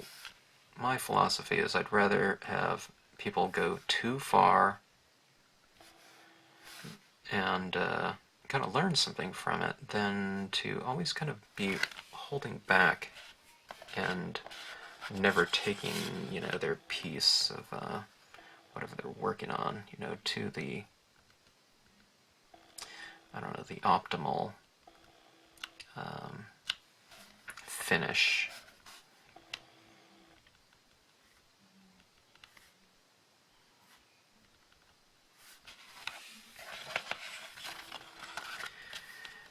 Okay. Just going in and kind of doing what I did with those branches. I'm on the sides of some of these objects facing the light.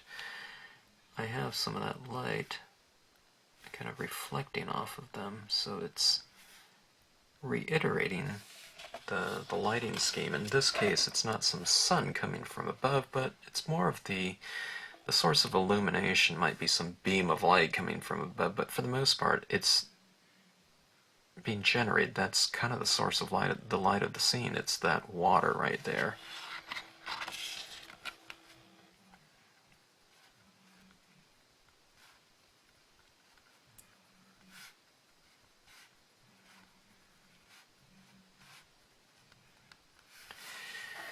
Okay, now let's go in and do some little firebugs or fireflies or lightning bugs, whatever they're called. I have a green right here, but it's not really the green that we're going after, is it? Let's do an experiment right here. Let's try. Oh, here.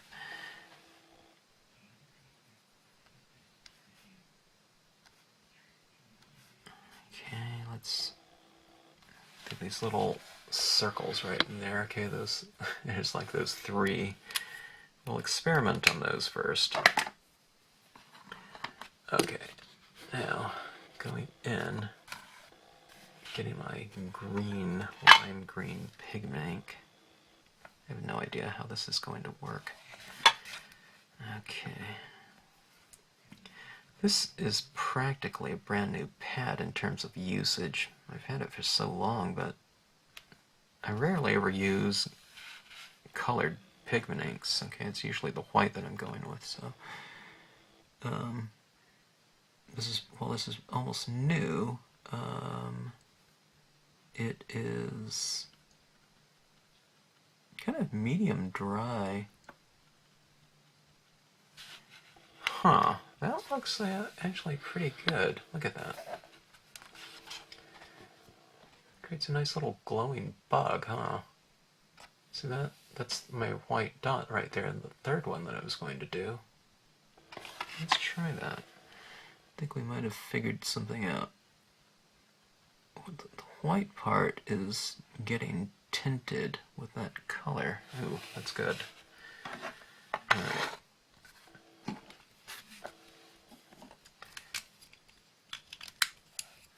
I guess you're never too, you never stamp so much that you don't learn some new things, right?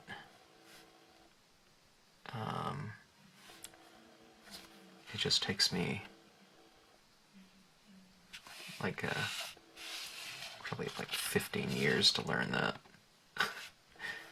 But I'm not stamping fireflies all the time either. Okay, the larger the dot, okay, the larger the dot, probably it'll represent something that's closer to us, okay? So if we have some of these kind of fireflies buzzing around, you know, the scene, chances are there'll be some near and some farther. Okay. This is one of those instances where, like I said, use more, you know, but I don't want to be wiping off 20 lightning bugs either, so you know, I'm kind of going to be a little bit conservative about this right now in terms of my approach. Alright. I'll see how it goes. But I sure like the look of that. I guess I should have been using some more of that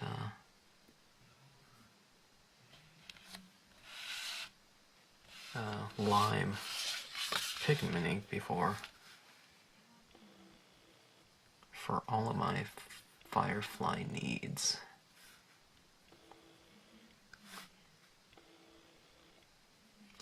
By the way, I'm turning this upside down because that paint where I'm doing a little circular little ball of it, that's still a little bit wet, so I don't want to put my hand over it and, you know, lift up all that,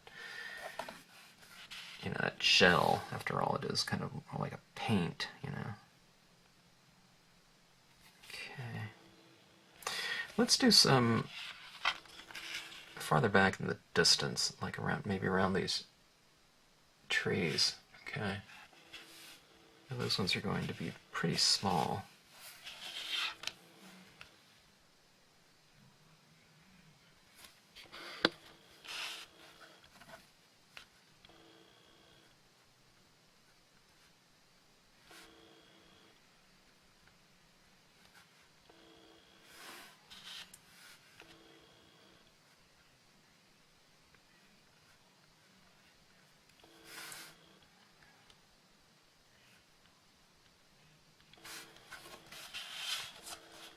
Kind of, you know, having a kind of a source of illumination within a scene. A lot of times I'm using these white dots as highlights, right? So it doesn't make sense to have this little white dot in the darkness, you know, if it's kind of a highlight. But since these bugs are little sources of light themselves, you know, it kind of gives me an excuse, a visual excuse to put, you know, those little dots down in those cluster of trees back there. Okay.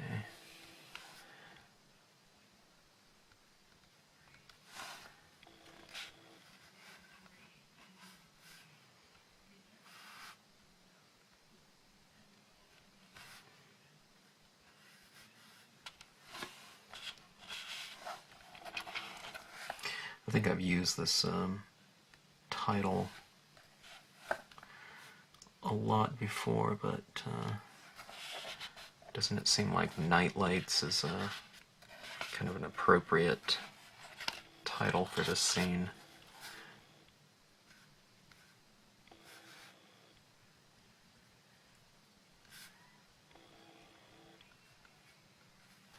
Okay, let's start applying some of that lime pigment ink.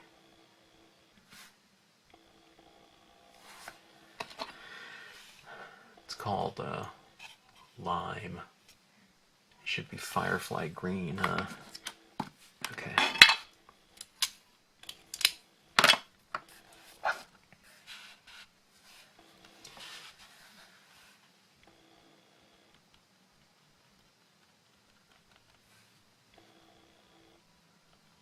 Maybe these ones in the foreground will be, will get a little bit of a white pigment ink treatment as well. We'll see.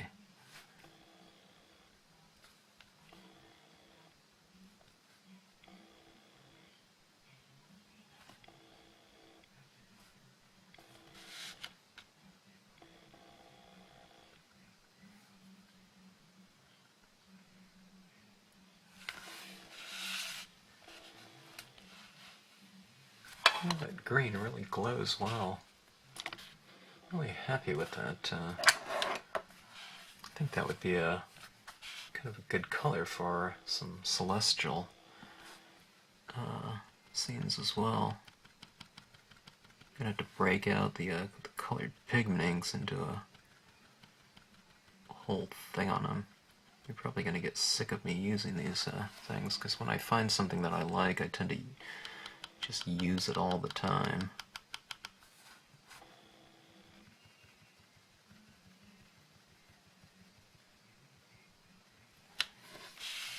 Okay, you can see those things are really coming to life.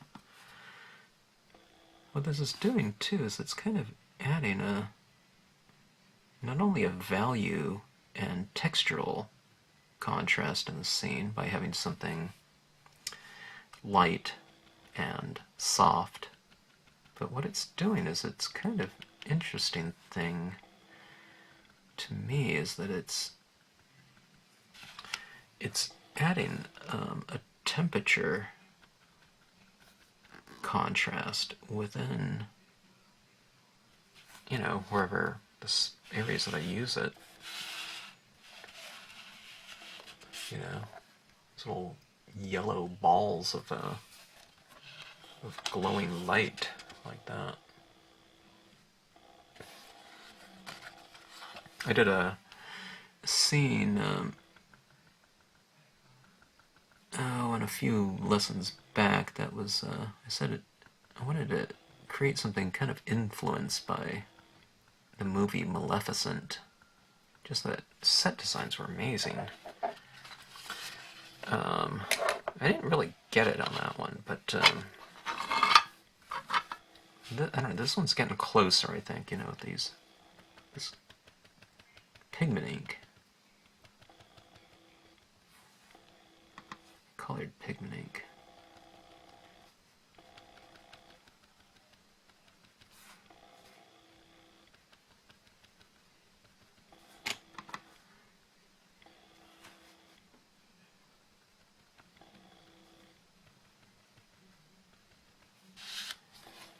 Okay, let's put some of that color in the distance as well.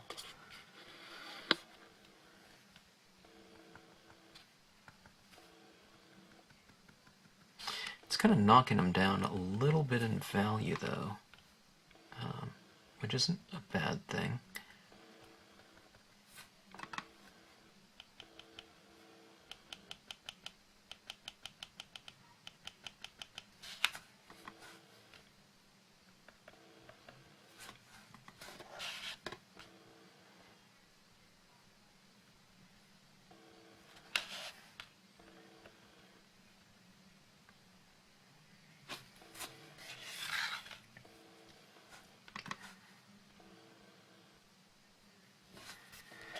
Okay.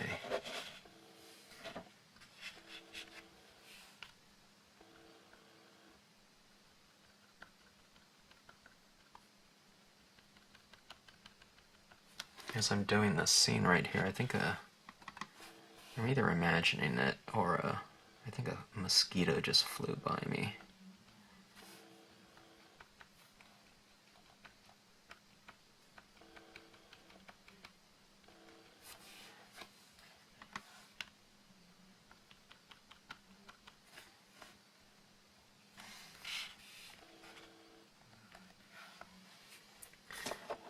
Let's get a little bit bold here. Let's add a nice big fat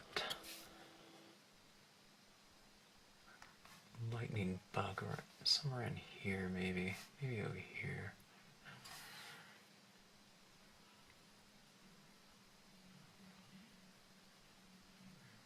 Okay.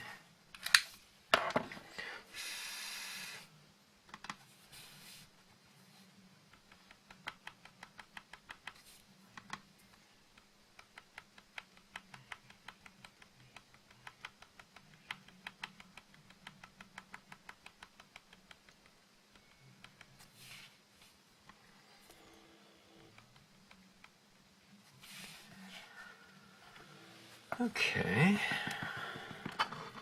good enough, I think. Let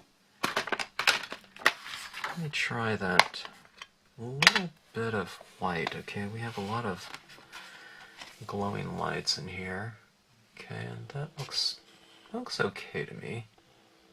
Fine. They're all about the exact same. I don't know, maybe everything, lightness, temperature, intensity. Let's see if we can't introduce a little bit of variation. Okay, this is a white pigment. It's the frost white color box. Color. Okay, let's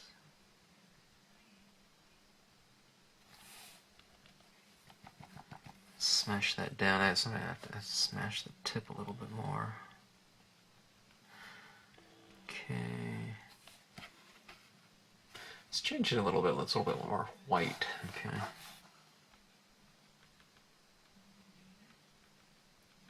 Let's go around this big one a little bit. Kind of change that one a touch. Yeah, too much ink on it.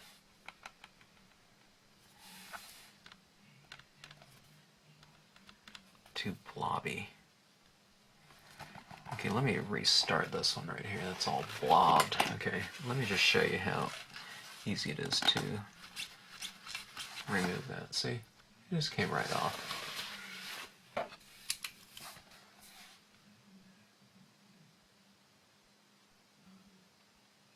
So you needn't worry about this process, you know, of adding too much or something, or it not looking right. If you don't like it, it just rubs right off, you know.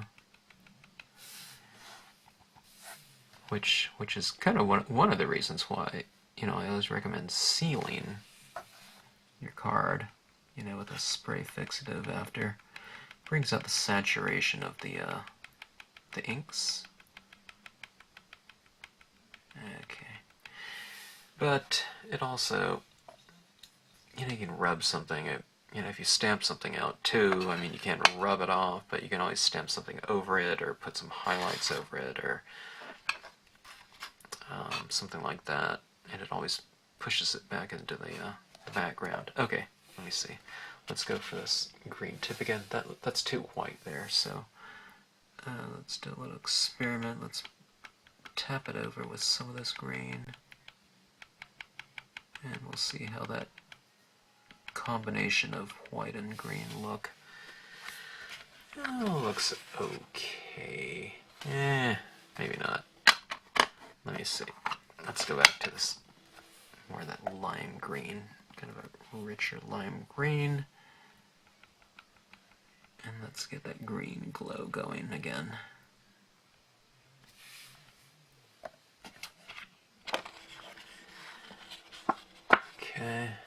That's a big one there. Oh, you know what? I have my paint pen.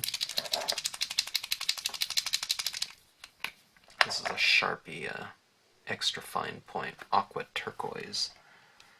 No, I don't want the aqua turquoise. It's too dark. Let's go to the peach. How about that one? Why don't we try that?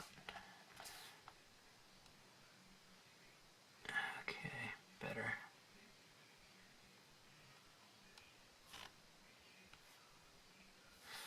Let's add a little bit of this peach to kind of the heart of some of these, just to give it a little bit of variation. Okay, now that was fun. Adding those little fireflies in there. Let's start off from the right side and work left, okay. You can see these little glowing little things in the background, kind of. Those are highlights right there, but look at that little glowing things in there. They're kind of suspended in air,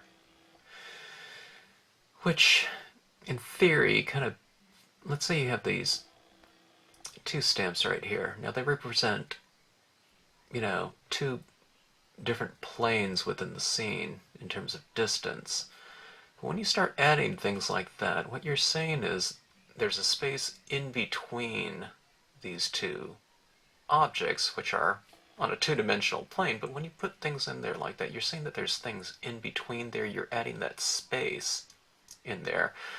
So that space in between those trees, the distance between them is represented now by these little creatures, you know, various, you know, distances away from you. So that in turn can kind of add to it a little bit. Then you have these little ones kind of floating around in the background right there. I think it, you know, it's an excuse to kind of add an element of light, you know, and that's what I do in things like highlights and such, but it really looks like they're kind of glowing nicely to me. That lime green kind of stands out better than I thought it would. I thought it would be kind of darker in there, but anyway, real fun scene. Now what I'm going to do is I'm going to go out and spray seal this, you know, because I want to retain that nice, rich, deep value of the background. And when I do that, I'll give it a light spray to just kind of seal it, okay? I want to get some of that seal coat over the top of those pigment ink applications. And then what I'll do is I'll spray it a little bit thicker to bring back a real deep saturation within the colors right there. But that first coat will kind of lay down on the surface of this, and it'll seal those that pigment ink touches in there. And then by doing so, by giving it a thicker coat, all the, you know, kind of pigment ink work won't just disappear. Okay, oh, here's one more thing I was going to do. Just in terms of a textural addition, I'm going to put that little boat of these fishermen and a little bit of fog. See that right there? It's sitting in the scene a little bit more now, I think. Okay. And going back to what I was talking about, spraying this, things like this little pigment ink effect can potentially disappear if you spray it too thick. If you spray the spray sealant too thick on the first pass, okay? Spray it, let it set up a little bit, dry, and then you can go on with a thicker spray, and you won't lose everything that you've kind of laid down in terms of the detailing with the gel pen, but especially with the pigment ink. If you know it, if you've done things in chalks or pastels before and you've sprayed it, you know what I'm talking about. You know, you can lose, you know, a lot of the you know, the subtleties of, you know, a media that's been applied in a very thin layer. Okay, oops. This color box pad is really, really juicy.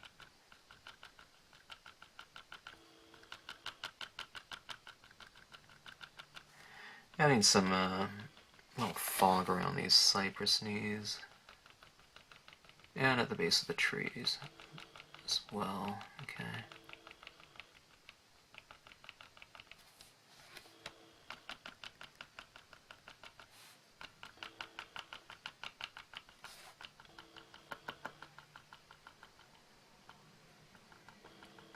If you're on a watching a movie or something like that, you always notice how there's, you know, they always use fog or mist in the background, kind of adding a, you know, magical,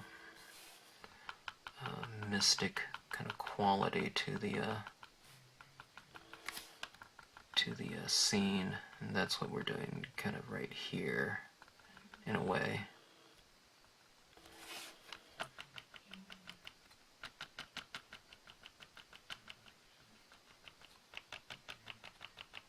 Okay. There we go. That looks a little bit better. Kind of gives it something to relate to, too, by having that kind of that misty, glowing light around it, just like the fireflies. So anyways, I hope you enjoyed the scene as much as I enjoyed stamping it. Thanks so much for watching, and we'll see you on the next scene.